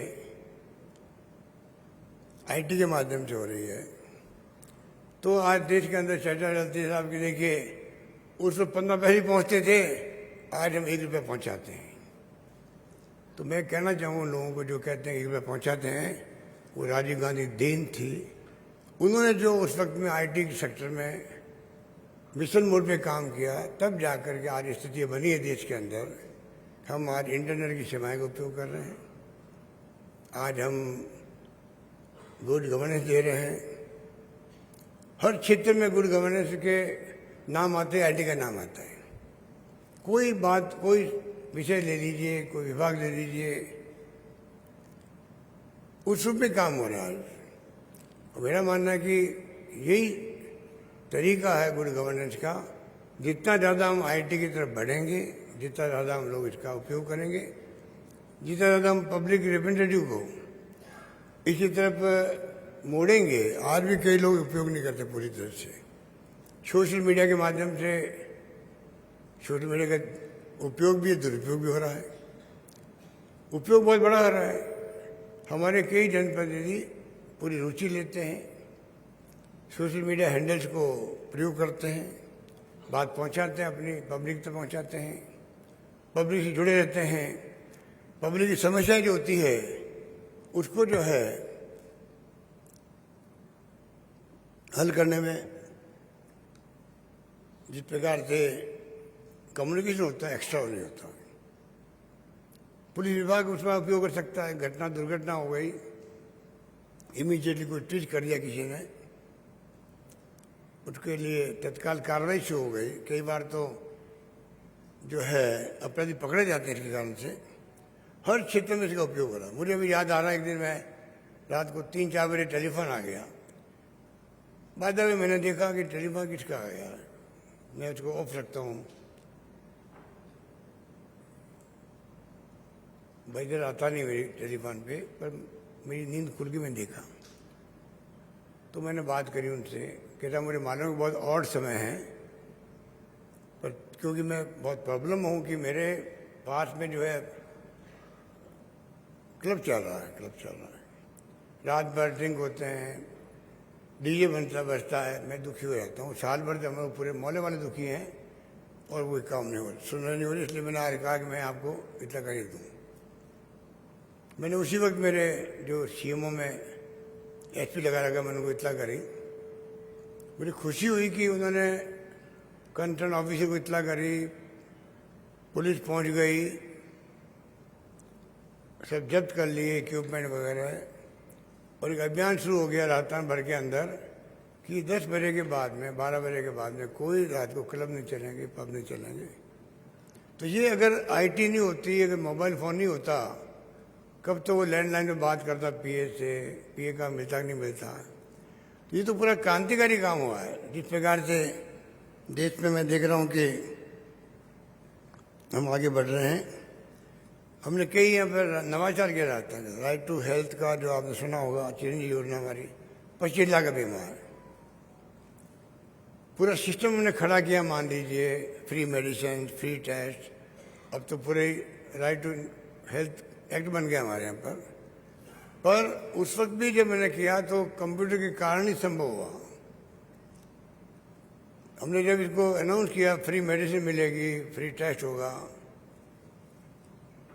तो क्योंकि लोग समझ नहीं पाते, हमने 2 साल पहले अनाउंस किया, पर आईटी बेस अगर उसमें लिंक नहीं हो तो संभव नहीं होता ये काम करना। हजारों सब सेंटर, पीएचसी, सीएचसी होती है प्रदेश के अंदर, पूरे बड़े बड़े गोदाम बनाने पड़ते हैं दवाओं की सप्लाई को मेंटेन करने के लिए, वक्त लगता है गोदाम बनाने के अंदर, टेंडर करने पड़ते हैं दवाओं के सबके, और साथ में आपको कंप्यूटराइज करना पड़ता प्रोग्राम, किस गांव में पीएचसी में कौन सी दवाएं खत्म हो गई, उसकी नियरेस्ट कहाँ दवाएं पड़ी हुई है, वो जयपुर से सप्लाई नहीं हो सकती उसकी। तो ये कंप्यूटर अगर नहीं होता, जानकारी प्राप्त नहीं कर सकते थे। भाई 50 किलोमीटर में दवाएं पड़ी हुई एक्स्ट्रा है उनके पास सीएचसी के अंदर, ट्रांसपोर्ट हो गई तो सप्लाई मेंटेन रह गई। हालांकि जब वो टाइम लगा में गोदाम बड़े बड़े बनाने में, कंप्यूटर करने के अंदर, तो हमारे नेता प्रतिपक्ष आज हैं, ये बाद में हेल्थ मंत्री बने थे, एक बार बने थे ना, हेल्थ मंत्री बने थे एक बार। आप सुन नहीं रहे, आप कहाँ देख रहे हो, मैं तो आपकी बातें कह रहा हूँ। तो इनकी गवर्नमेंट, इनकी मतलब सरकार, ये विपक्ष में थे उस वक्त में, हमारी आलोचना खूब बड़ी चुनाव में कि देखिए चुनाव आ गए इसलिए दवाएं फ्री है, टेस्ट फ्री हो रहे हैं, सिर्फ चुनाव जीतने के लिए हो रहे हैं। जब मैं 2 साल पहले अनाउंसमेंट कर दिया था, पर मैंने आपको बताया किस्सा, टाइम लगता है इम्प्लीमेंट करने में, कंप्यूटराइज करने में प्रोग्राम। पर मैं कहना ही चाह रहा हूँ कि बगैर कंप्यूटराइज के, बगैर आईटी बेस के आप उसको स्कीम को कामयाब नहीं कर सकते थे। इस प्रकार से ये जो आपके विषय हैं, जुड़े हुए पब्लिक से भी और विधायक गणों से भी, सबसे, तो मेरा मानना है कि इस प्रकार से हम लोगों ने कोई कमी नहीं रखी। जिस प्रकार से हमने यहाँ पर मिनिमम इनकम गारंटी एक्ट बना दिया राजस्थान के अंदर, गिग वर्कर्स का एक्ट बना दिया है।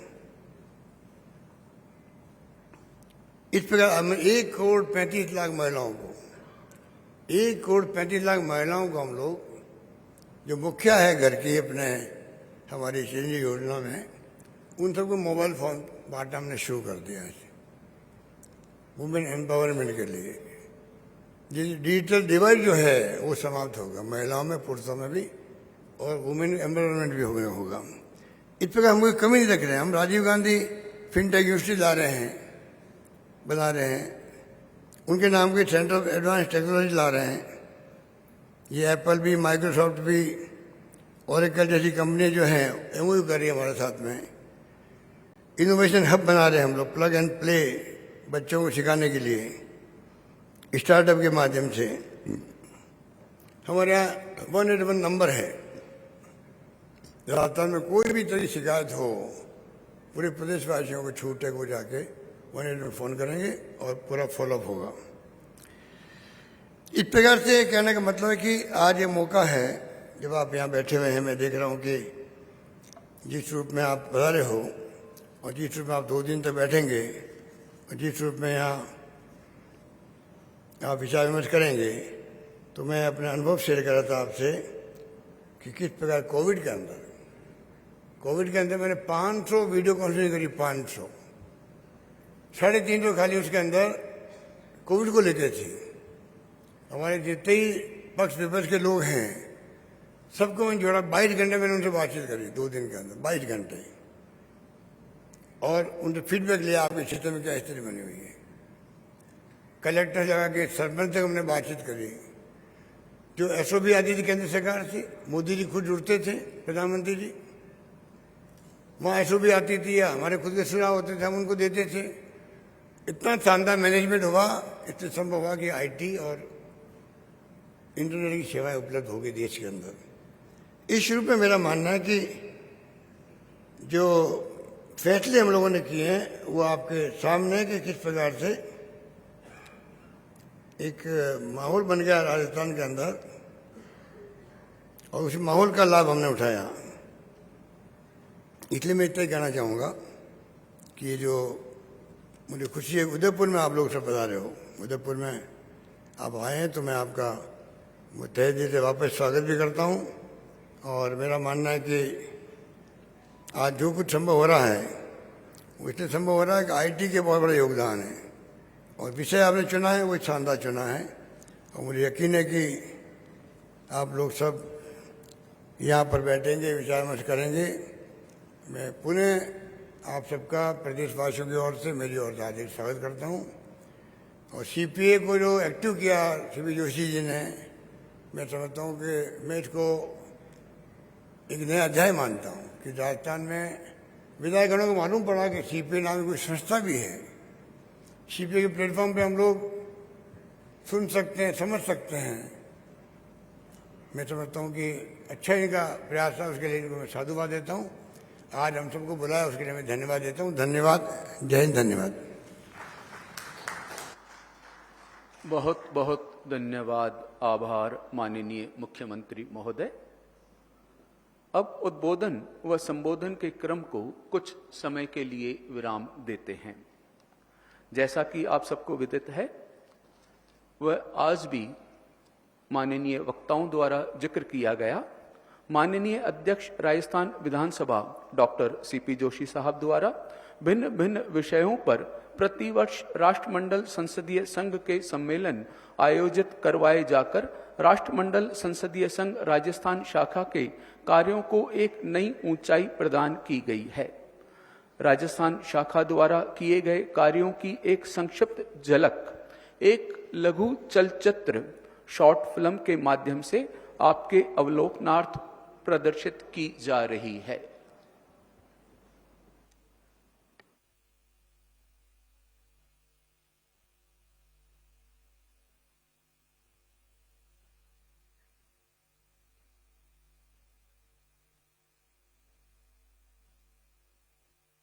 CPA का अध्यक्ष होने के नाते महामहिम में आपका यहाँ पर हृदय से स्वागत करता हूँ। ये मेरे लिए प्रिविलेज की बात है कि CPA का राजस्थान ब्रांच के उद्बोधन के लिए आप यहाँ पधारे और हमें समय दिया, उसके लिए बहुत बहुत धन्यवाद। राजस्थान की विधानसभा और राजस्थान आज गौरवान्वित है।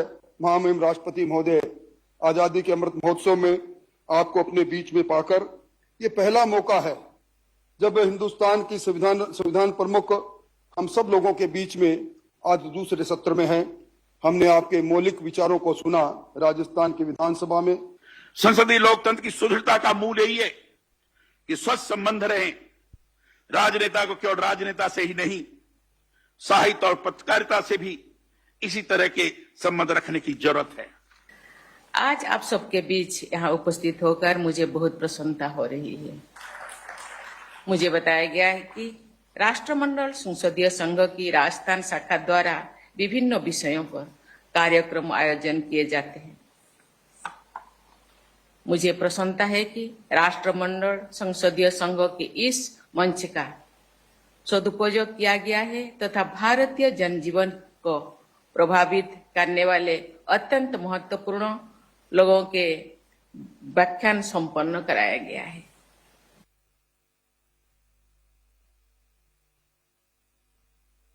न केवल नए विधायकों के लिए, पुराने विधायकों के लिए भी एक अच्छा कार्यक्रम होगा, ऐसा सोचकर हमने न केवल वर्तमान विधायक, हमने भूतपूर्व विधायकों को भी बुलाया है।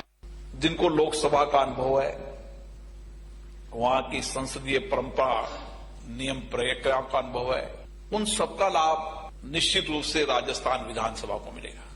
Doctor Manmohan Singh ji. I am very happy to be with you today to meet the honorable members of the Rajasthan Legislative Assembly and amongst the representatives of one of the most progressive states of our country.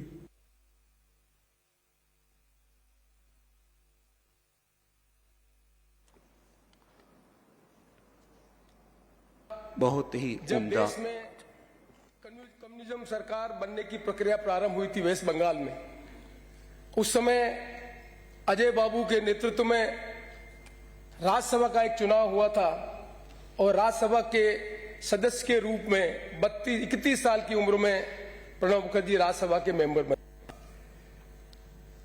कि CPA संगठन नाम का parliament के अंदर भी जो राष्ट्रमंडल संसदीय संघ बना हुआ है, मैं भी 40 साल से देख रहा हूँ उसको, और मीटिंगें भी अटेंड की ऐसी, परंतु राजस्थान में इस प्रकार की मीटिंगें का आयोजन पहली बार हो रहा है, इसके लिए बधाई पात्र है। There was a debate when India adopted the Constitution on 26 January 1950. Soon after that, a proposal came that whether India should be member of the Commonwealth Parliamentary Association. This is the replica of the House. Yes, good.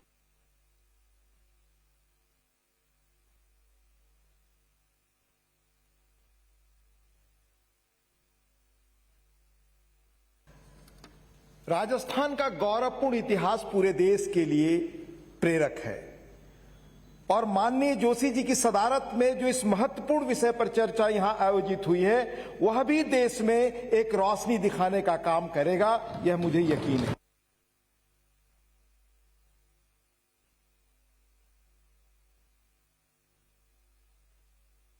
We have learned that there are some events, natural, man-made, or origin unknown, that respect no boundaries, favor no people, and fear no autocrat.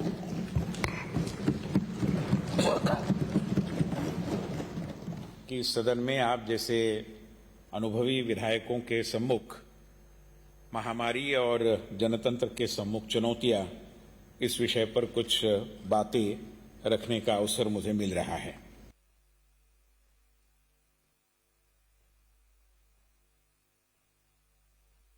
ख्याल में सबसे बड़ा हमारा contribution इस 75वें साल में उन freedom fighters को होगा और फादर ऑफ द नेशन को होगा और उन लाखों करोड़ों लोगों को होगा, किसानों, मजदूरों और युवकों ने जिन्होंने ये आजाद भारत का सपना देखा था।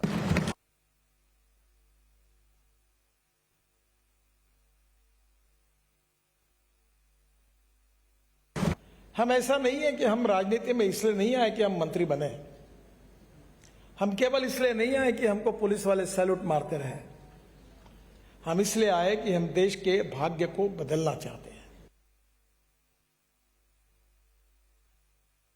मान्य सदस्य, मान्य अध्यक्ष, राम राम सा, राम राम सा, राम राम सा। माननीय सदस्य सुश्री काशविनी गहलोत महोदय, वन और जंगल हमारे जीवन की सबसे बड़ी जरूरत है। सरकार के पास फॉरेस्ट के लिए बड़ा बजट होता है, लेकिन बच्चों को जंगल के जीवन से परिचित कराने के लिए कोई विशेष प्रावधान नहीं है। जंगली जानवरों की जानकारी देने के लिए जंगल की ज़रूरत को समझाने के लिए और पर्यावरण में उसके महत्व को बताने के लिए एक दूरदृष्टि की ज़रूरत है।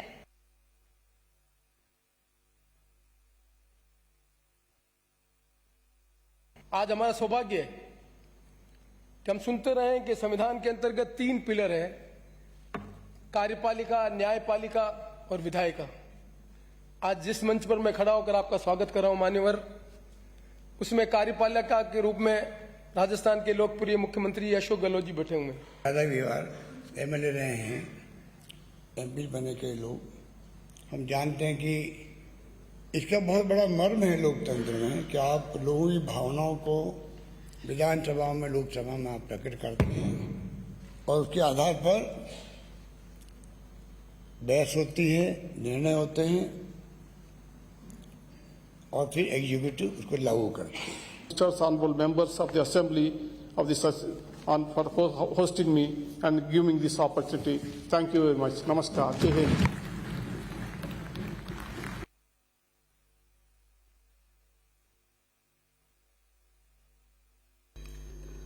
राजस्थान आध्यात्मिक भक्ति, शौर्य एवं पराक्रम की धरती है। यहाँ की जीवंत बहुरंगी विरासत, संस्कृति और पधारो मेरा देश की संस्कृति का अनुभव आप सब पीठासीन अधिकारियों ने आपने किया होगा। इस अवसर पर मैं विशेष रूप से भारत के माननीय उपराष्ट्रपति जी का अभिनंदन करता हूं, स्वागत करता हूं, जिन्होंने अपने व्यस्तम समय में से इस कार्यक्रम में पधारे और उनका मार्गदर्शन हमें मिलेगा।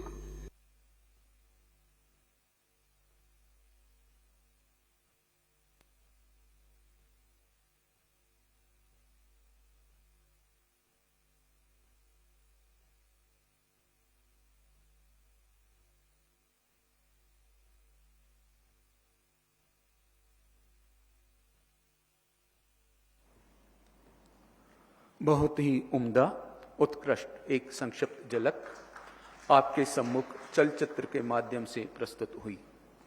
जैसा कि समय समय पर उल्लेख किया जाता रहा है, माननीय अध्यक्ष राजस्थान विधानसभा डॉक्टर सीपी जोशी जी का अध्यक्षीय कार्यकाल नवाचारों से परिपूर्ण है, अनुकरणीय कार्यकाल है।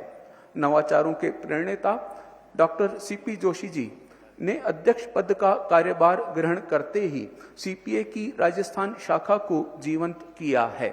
सीपीए के उद्देश्यों की परिपूर्ति तथा लोकतंत्र के सुदृढ़ीकरण हेतु विभिन्न कार्यक्रमों का आयोजन किया है।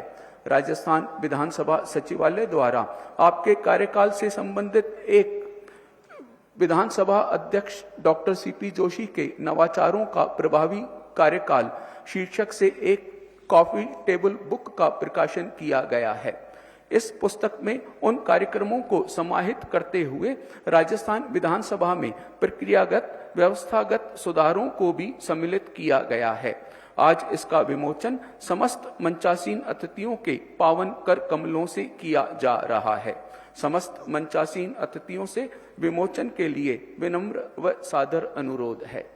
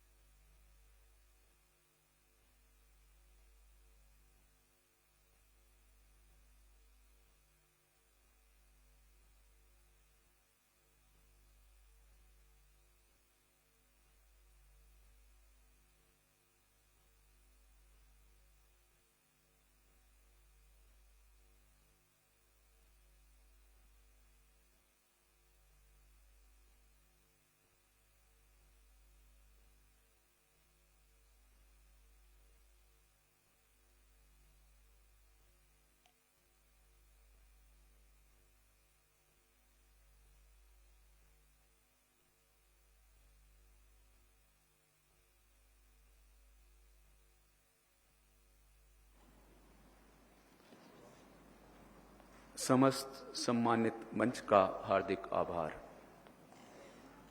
उत्तर प्रदेश विधानसभा के माननीय अध्यक्ष श्री सतीश मोहना जी के 1 वर्ष के कार्यकाल से संबंधित उत्तर प्रदेश विधानसभा के माननीय अध्यक्ष श्री सतीश मोहना का 1 वर्ष शीर्षक से एक कॉफी टेबल बुक का प्रकाशन भी उत्तर प्रदेश विधानसभा सचिवालय द्वारा करवाया गया है।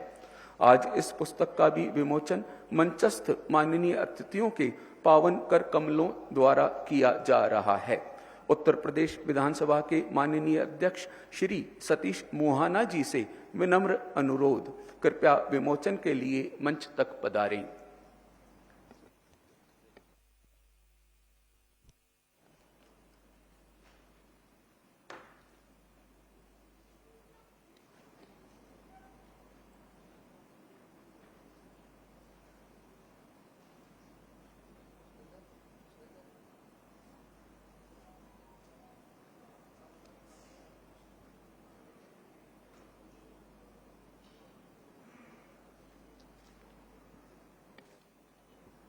समस्त मंचासीन अतिथियों से विमोचन के लिए विनम्र व सादर अनुरोध है।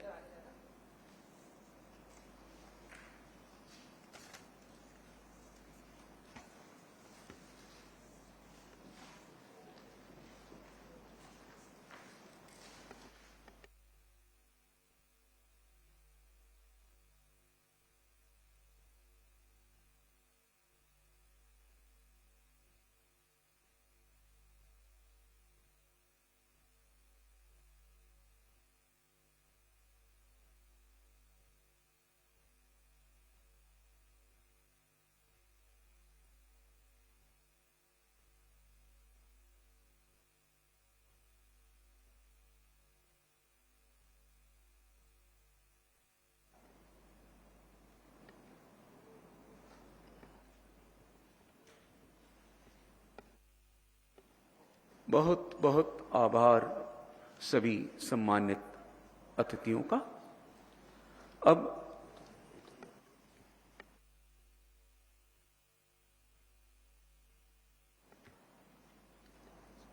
अब पुनः संबोधन की प्रक्रिया प्रारंभ करते हैं।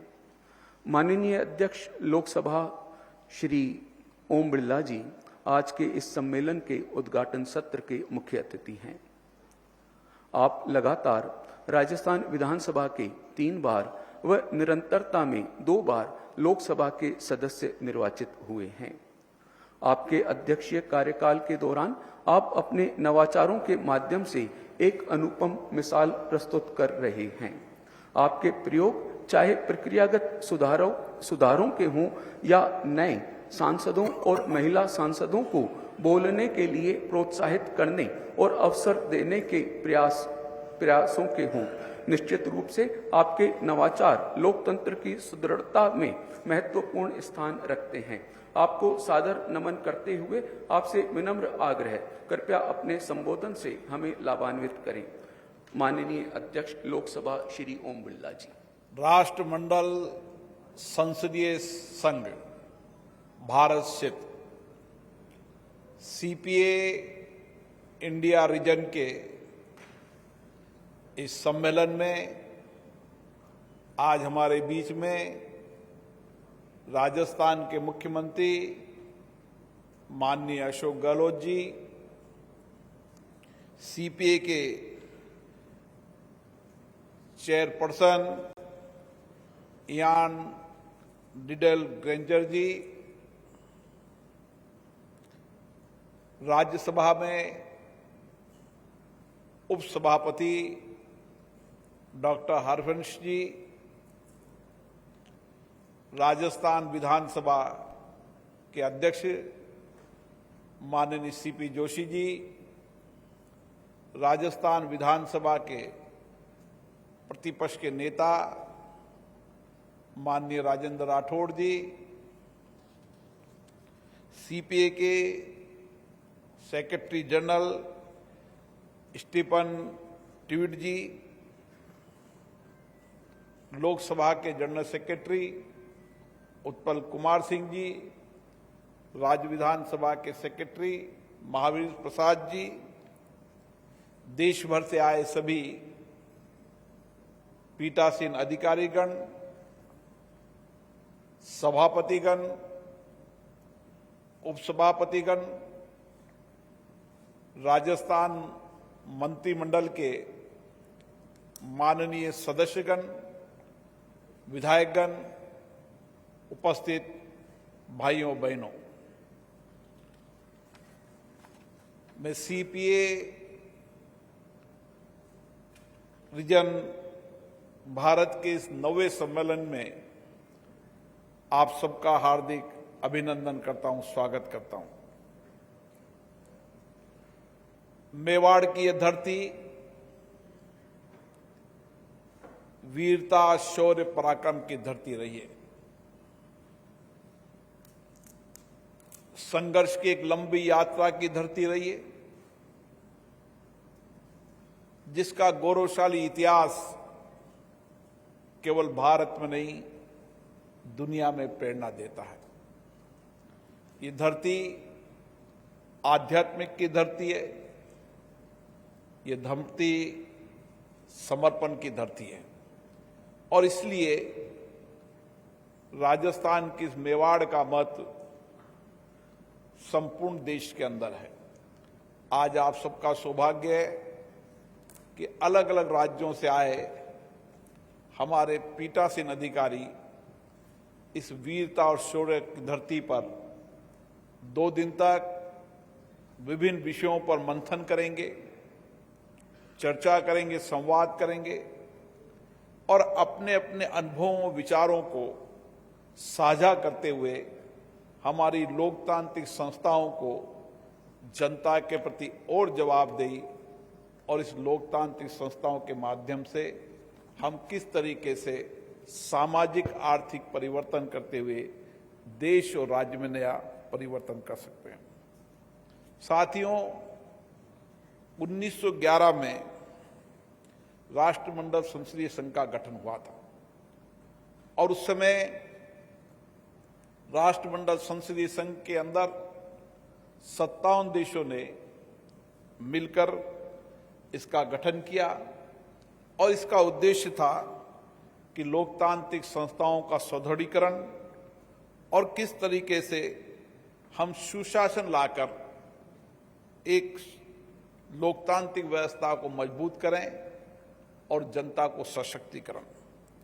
और इसीलिए सीपीए मंडल उसके बाद लगातार संसदीय परंपराओं, प्रथाओं को आपस में साझा करता है और अपने अपने नागरिकों के हित अधिकारों को सुरक्षित रखते हुए वहां पर संप्रभुता को कायम रखते हुए उस जनता के सामाजिक आर्थिक कल्याण के लिए प्रतिबद्ध होकर काम करता है। साथियों, दुनिया के अंदर भारत का लोकतंत्र आजादी के बाद का लोकतंत्र नहीं। भारत का लोकतंत्र एक प्राचीनतम लोकतंत्र है। यहां लोकतंत्र की परंपराएं रही हैं, परिपाटियां रही है। यहां सभा हो, समिति हो, अलग अलग राज्यों के समय भी अलग अलग लोकतांत्रिक शासन व्यवस्था हुआ करती थी और इसलिए हमें गर्व है कि आज दुनिया के अंदर हम सबसे बड़े आबादी वाले देश हैं, हम दुनिया की सबसे बड़ी डेमोक्रेसी हैं, डेमोग्राफी के अंदर और डाइवर्सिटी के अंदर भी भारत का दुनिया में एक विशेष स्थान है। और इसीलिए इस समय हमारी जिम्मेदारी ज्यादा बन जाती है कि हम लोकतांत्रिक देशों के अंदर एक सकारात्मक संदेश दे सके।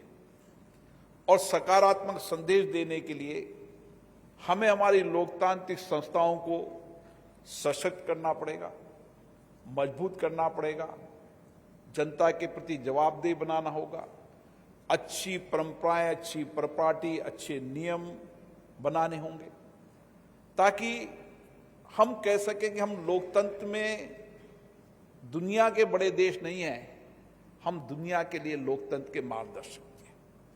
और इसीलिए पीठासीन अधिकारियों की विशेष जिम्मेदारी होती है कि हम अपने अपने सदनों को किस तरीके से चलाना चाहते हैं। अभी हमारे पूर्व वक्ताओं ने कई विषयों को अलग अलग ढंग से रखा है और उस ढंग के रखने के साथ साथ हमने देखा कि इस 75 वर्ष की लोकतंत्र की यात्रा के अंदर जनता भी सजग हुई है और जनता सजग होने के साथ साथ उनकी अपेक्षाएं आकांक्षा भी बढ़ी है और इसीलिए इन अपेक्षा आकांक्षाओं को हम कैसे पूरी कर सकते हैं, यह हमारे लिए चुनौती है। और इसीलिए बदलते परिप्रेक्ष्य के अंदर एक टेक्नोलॉजी का उपयोग कर डिजिटल का उपयोग कर हम किस तरीके से पारदर्शी व्यवस्था लागू कर सकते हैं। और इसीलिए भारत के प्रधानमंत्री जी ने स्पीकर कॉन्फ्रेंस में कहा था कि वन नेशन वन विधायी, वन नेशन वन लेजिस्लेटिव के बारे में उनका कहना था कि देश की सारी लोकतांत्रिक संस्थाएं एक प्लेटफॉर्म पर है और जब सारी संस्थाएं एक प्लेटफॉर्म पर रहेगी तो देश की जनता को हर राज्य विधानमंडलों की जानकारी, केंद्र विधानमंडल की कार्रवाई, उनके नियम प्रक्रियाओं में होने वाले परिवर्तन की जानकारी और उनके सदनों में होने वाली चर्चाओं, मुद्दों की जानकारी, उनके सदनों में होने वाले बजट की जानकारी और उनके सदन में होने वाले नियम प्रक्रियाओं के साथ विधान बनने की जानकारी। हम लोकतांत्रिक संस्थाओं को तब मजबूत कर पाएंगे जब उसमें जनता की सक्रिय भागीदारी हो और जनता की सक्रिय भागीदारी के लिए डिजिटल का उपयोग भी सबसे महत्वपूर्ण है। आज मुझे खुशी है कि भारत डिजिटल के युग में सबसे अग्रिम पंक्ति का देश है।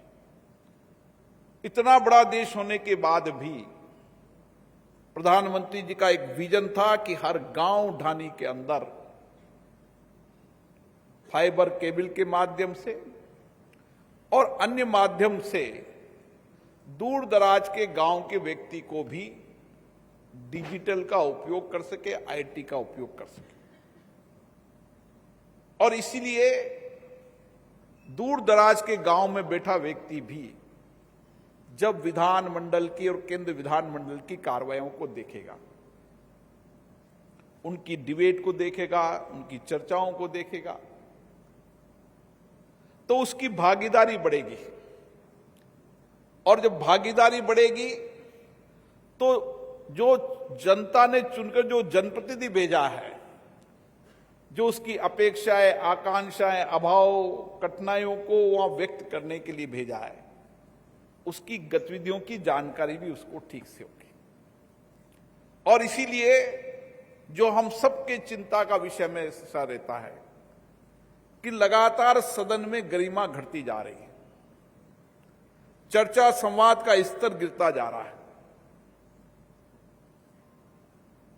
कानून बनते हुए भागीदारी कम होती जा रही है।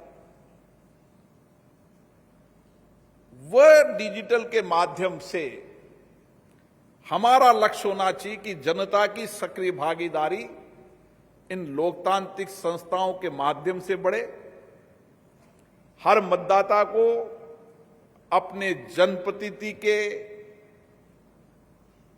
विधानमंडल में भागीदारी की जानकारी हो,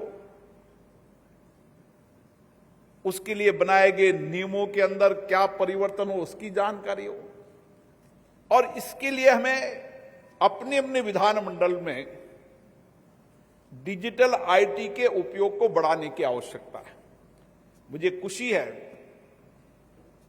कि भारत के अंदर अधिकतम विधानसभाओं ने अपनी विधानसभाओं को पेपरलेस करने के लिए कदम बढ़ाए और कई विधानसभाएं अब पेपरलेस हो चुकी हैं।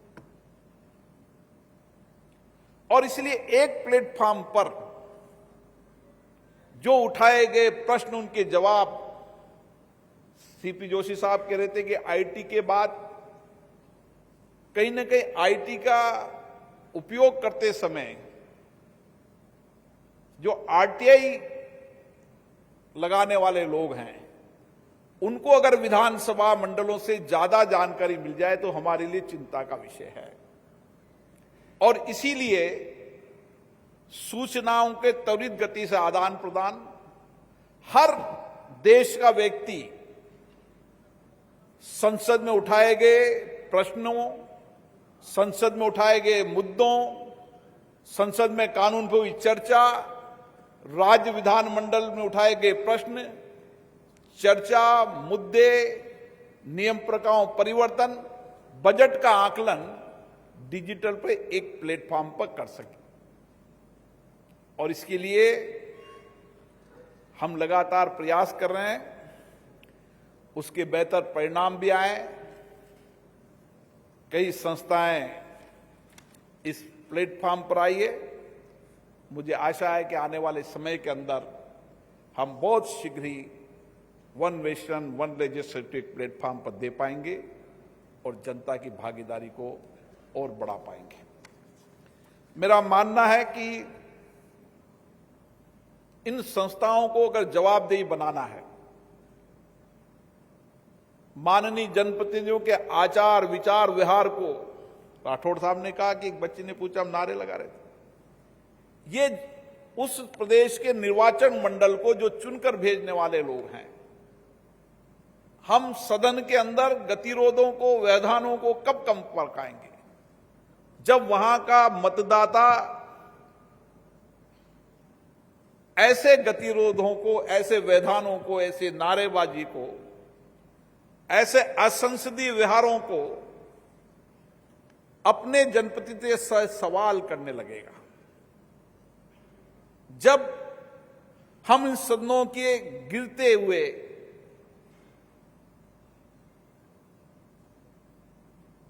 आचरण व्यवहार पर रोक लगा पाएंगे, जब जनप्रतिनिधि उससे सवाल करने लगेगा।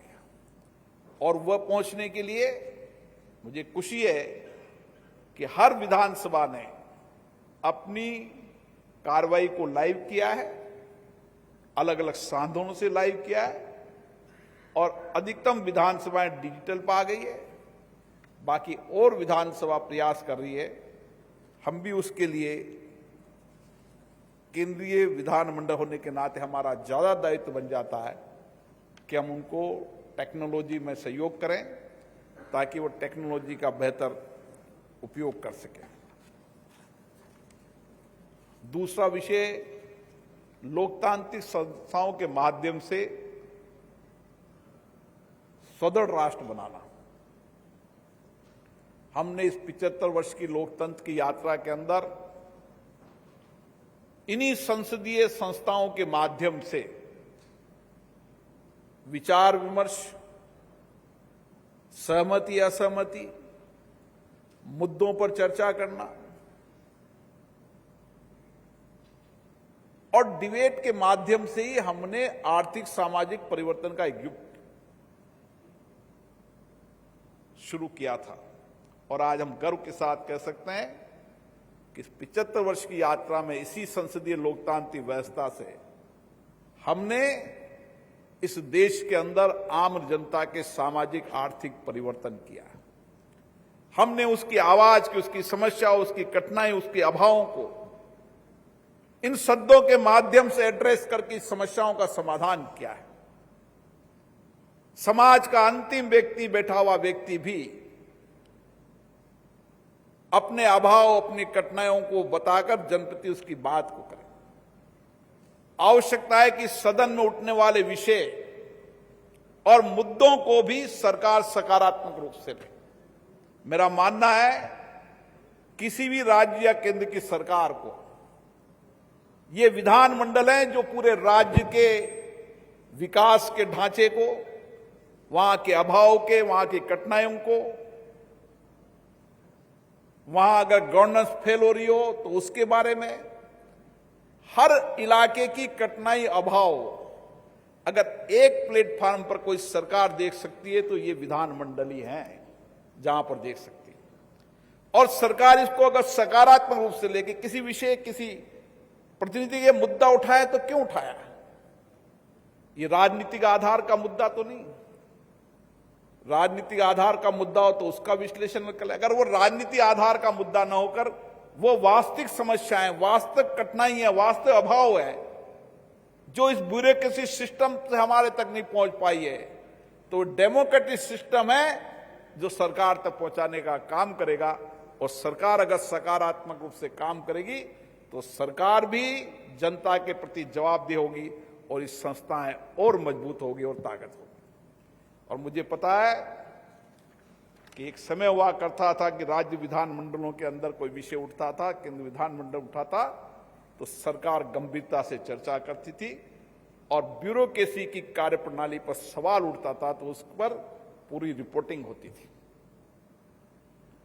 लेकिन हम कई बार उसको पक्ष विपक्ष के विषय को मान लेते हैं, जो मेरा मानना है कि लोकतंत्र में उचित नहीं है। सहमति असहमति, पक्ष विपक्ष, ये हमारे लोकतंत्र की ताकत है और इस ताकत को सशक्त करने की आवश्यकता है।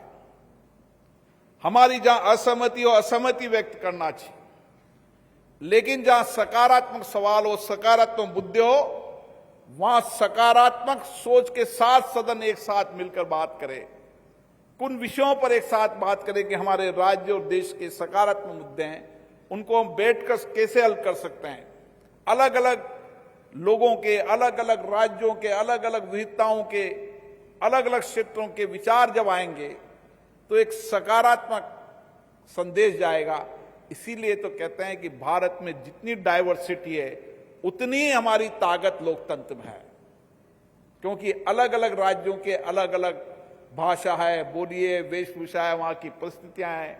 राज्यों के अंदर भी हर जिले के, हर संभाग के अलग अलग स्थितियां हैं, बोली, भाषा, वेशभूषा, भौगोलिक स्थिति, राजनीतिक स्थिति, वहां की विकास की स्थिति अलग अलग है।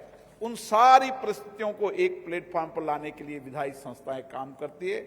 मुझे आशा है हम सब मिलकर सामूहिकता के साथ काम करेंगे तो हमने 75 वर्ष की लोकतंत्र की यात्रा में इस भारत के अंदर लोकतंत्र को सशक्त किया है और इस संस्थाओं को सशक्त किया है। आने वाला 25 साल हम सब के लिए महत्वपूर्ण है और इस 25 साल के अंदर हम इन लोकतांत्रिक संस्थाओं के माध्यम से एक ऐसा रोड मैप बनाएं, इन संस्थाओं को इतनी सशक्त मजबूत बनाएं ताकि हम जब आजादी के हमारे 100 साल हो तो दुनिया के अंदर डेमोक्रेसी के अंदर भी हम मार्गदर्शन की भूमिका हो सके और नेतृत्व की दृष्टि के अंदर भी हर सेक्टर के अंदर भारत अग्रणी हो सके। ये ताकत हमें बनाने की आवश्यकता है। ये ताकत हमारी और है, लेकिन हमारी जिम्मेदारी और ज्यादा है। इसलिए मेरा पीठासीन अधिकारियों से आग्रह है कि हम राजनीतिक दल से चुनकर आते हैं, लेकिन जब आसन पर बैठते हैं तो निष्पक्षता और निर्वाध हमारी छवि होनी चाहिए। जनता हमें देखती है तो हमें फैसले लेते समय, निर्णय लेते समय, चर्चा करते समय हमें कहीं न कहीं निष्पक्ष भूमिका होनी चाहिए, निर्वाध भूमिका भी होनी चाहिए, ताकि इस आसन का सम्मान रहे। और इसी के साथ मैं पुनः आप सबको बहुत बहुत साधुवाद देता हूं कि दोनों मुद्दों पर आप 2 दिन तक गंभीर रूप से चर्चा करेंगे और विशेष रूप से मैं राज्य के मुख्यमंत्री जी को और सीपी जोशी जी को धन्यवाद देता हूं कि उन्होंने इस सम्मेलन को उदयपुर में आयोजित किया, क्योंकि सीपी जोशी साहब का ये अपना मेवाड़ राजनीतिक क्षेत्र रहा है, सामाजिक क्षेत्र रहा है, छात्र जीवन रहा है और इसलिए उनकी इच्छा थी कि ये सेमिनार मेवाड़ की धरती से होना चाहिए और राजस्थान मेरा भी कार्य क्षेत्र रहा है। मुझे आशा है कि इस राजस्थान की धरती से एक नया संदेश लेकर, एक सकारात्मक दिशा लेकर हम सब पीठासीन अधिकारी जाएंगे और हमारी लोकतांत्रिक संस्थाओं को और सशक्त करेंगे और जवाबदेह बनाएंगे, ताकि शासन में पारदर्शिता आ सके और प्रशासन में जवाबदेही आ सके। आप सबको बहुत बहुत धन्यवाद। बहुत बहुत धन्यवाद, आभार माननीय अध्यक्ष लोकसभा। सारगर्भित विचारों व आप सब माननीय अतिथियों की गरिमामय, स्नेहिल, आत्मीय उपस्थिति तथा सहभागिता से परिपूर्ण यह सम्मेलन निरंतर जारी रहेगा, लेकिन अपनी अति व्यस्तता व पूर्व निर्धारित अन्य कार्यक्रमों की वजह से माननीय मुख्यमंत्री राजस्थान श्री अशोक गहलोत जी समापन समारोह में भाग नहीं ले पा रहे हैं तथा श्री हरिवंश जी राज्यसभा के माननीय उपसभापति भी किन्हीं कारणों से संभवतः मंचासीन नहीं हो सकेंगे। इस खूबसूरत समारोह की स्नेहिल यादें आपके हृदय में हमेशा चिरस्थायी रहें, इसलिए माननीय अध्यक्ष राजस्थान डॉक्टर सीपी जोशी जी से विनम्र आग्रह है, सर्वप्रथम आप माननीय मुख्यमंत्री महोदय को स्मृति चिन्ह भेंट करने की कृपा करें।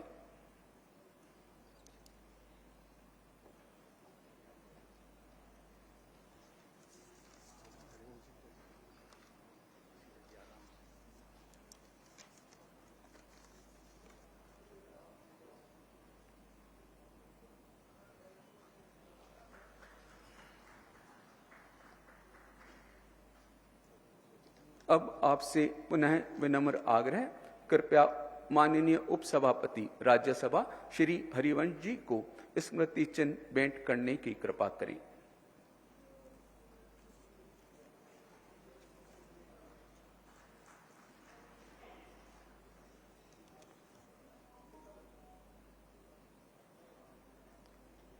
बहुत बहुत आभार माननीय अध्यक्ष विधानसभा डॉक्टर सीपी जोशी साहब का। राष्ट्रमंडल संसदीय संघ राजस्थान शाखा के सचिव श्री संयम लोढ़ा जी तीसरी बार राजस्थान विधानसभा के सदस्य निर्वाचित हुए हैं। आप सर्वश्रेष्ठ विधायक के पुरस्कार से भी सम्मानित किए गए हैं।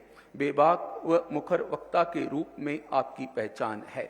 आपसे विनम्र आग्रह, कृपया धन्यवाद उद्बोधन प्रदान करें। श्री संयम लोढ़ा जी।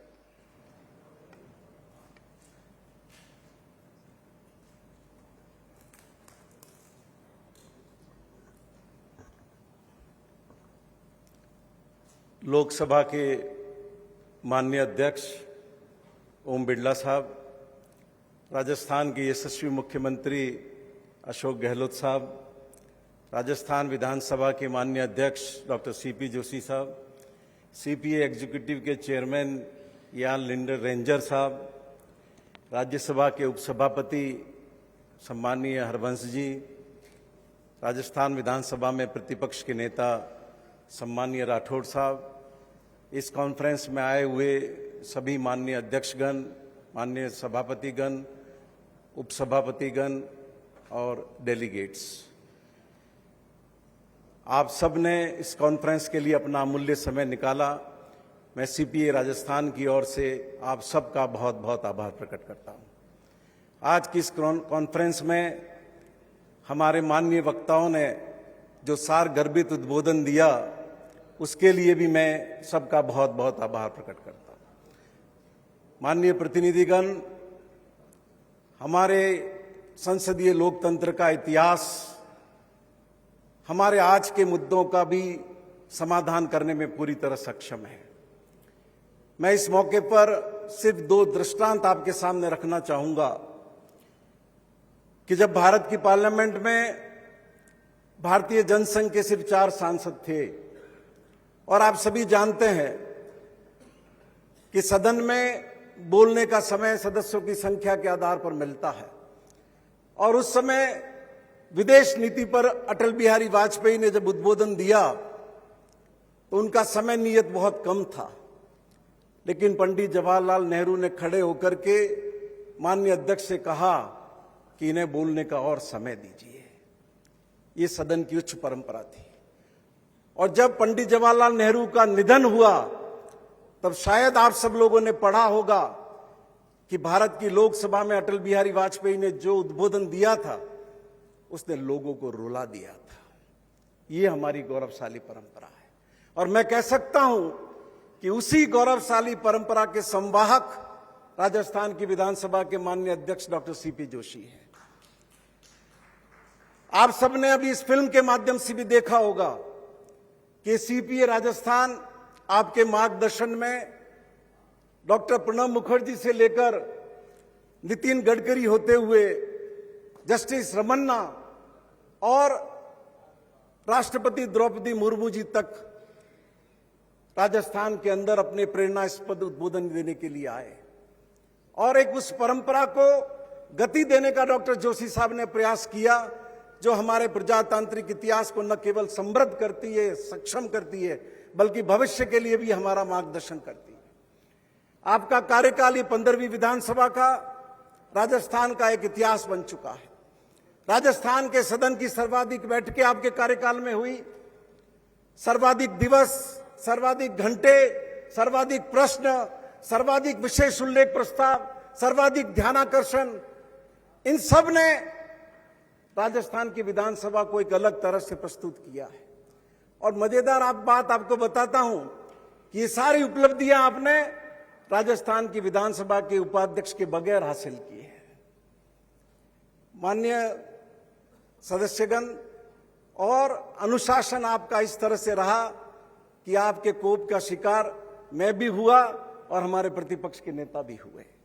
लेकिन दिल का बड़ापन इतना था कि जब राजस्थान की विधानसभा के विपक्ष के नेता असम के गवर्नर बनाए गए तो आपने सदन में 2 बार उनके स्वागत का कार्यक्रम रखा और पूरे सदन ने एक स्वर से कहा कि वो हमारी एसेट थे। इस मौके पर मैं हमारे लोकसभा अध्यक्ष जी का भी धन्यवाद दूंगा। जब लोकसभा के दूसरी बार सदस्य होते हुए आप लोकसभा के अध्यक्ष नामजद हुए, पूरे राजस्थान को आश्चर्य हुआ। लेकिन लोकसभा अध्यक्ष के रूप में आपने जिस गौरवशाली परंपरा को आगे बढ़ाया है उससे राजस्थान गौरवान्वित हुआ है। आपने 0 आवर पर भी आधी रात तक चर्चा चलाई। आपने चुन चुन करके पहली बार आने वाले सदस्यों को बोलने का मौका दिया।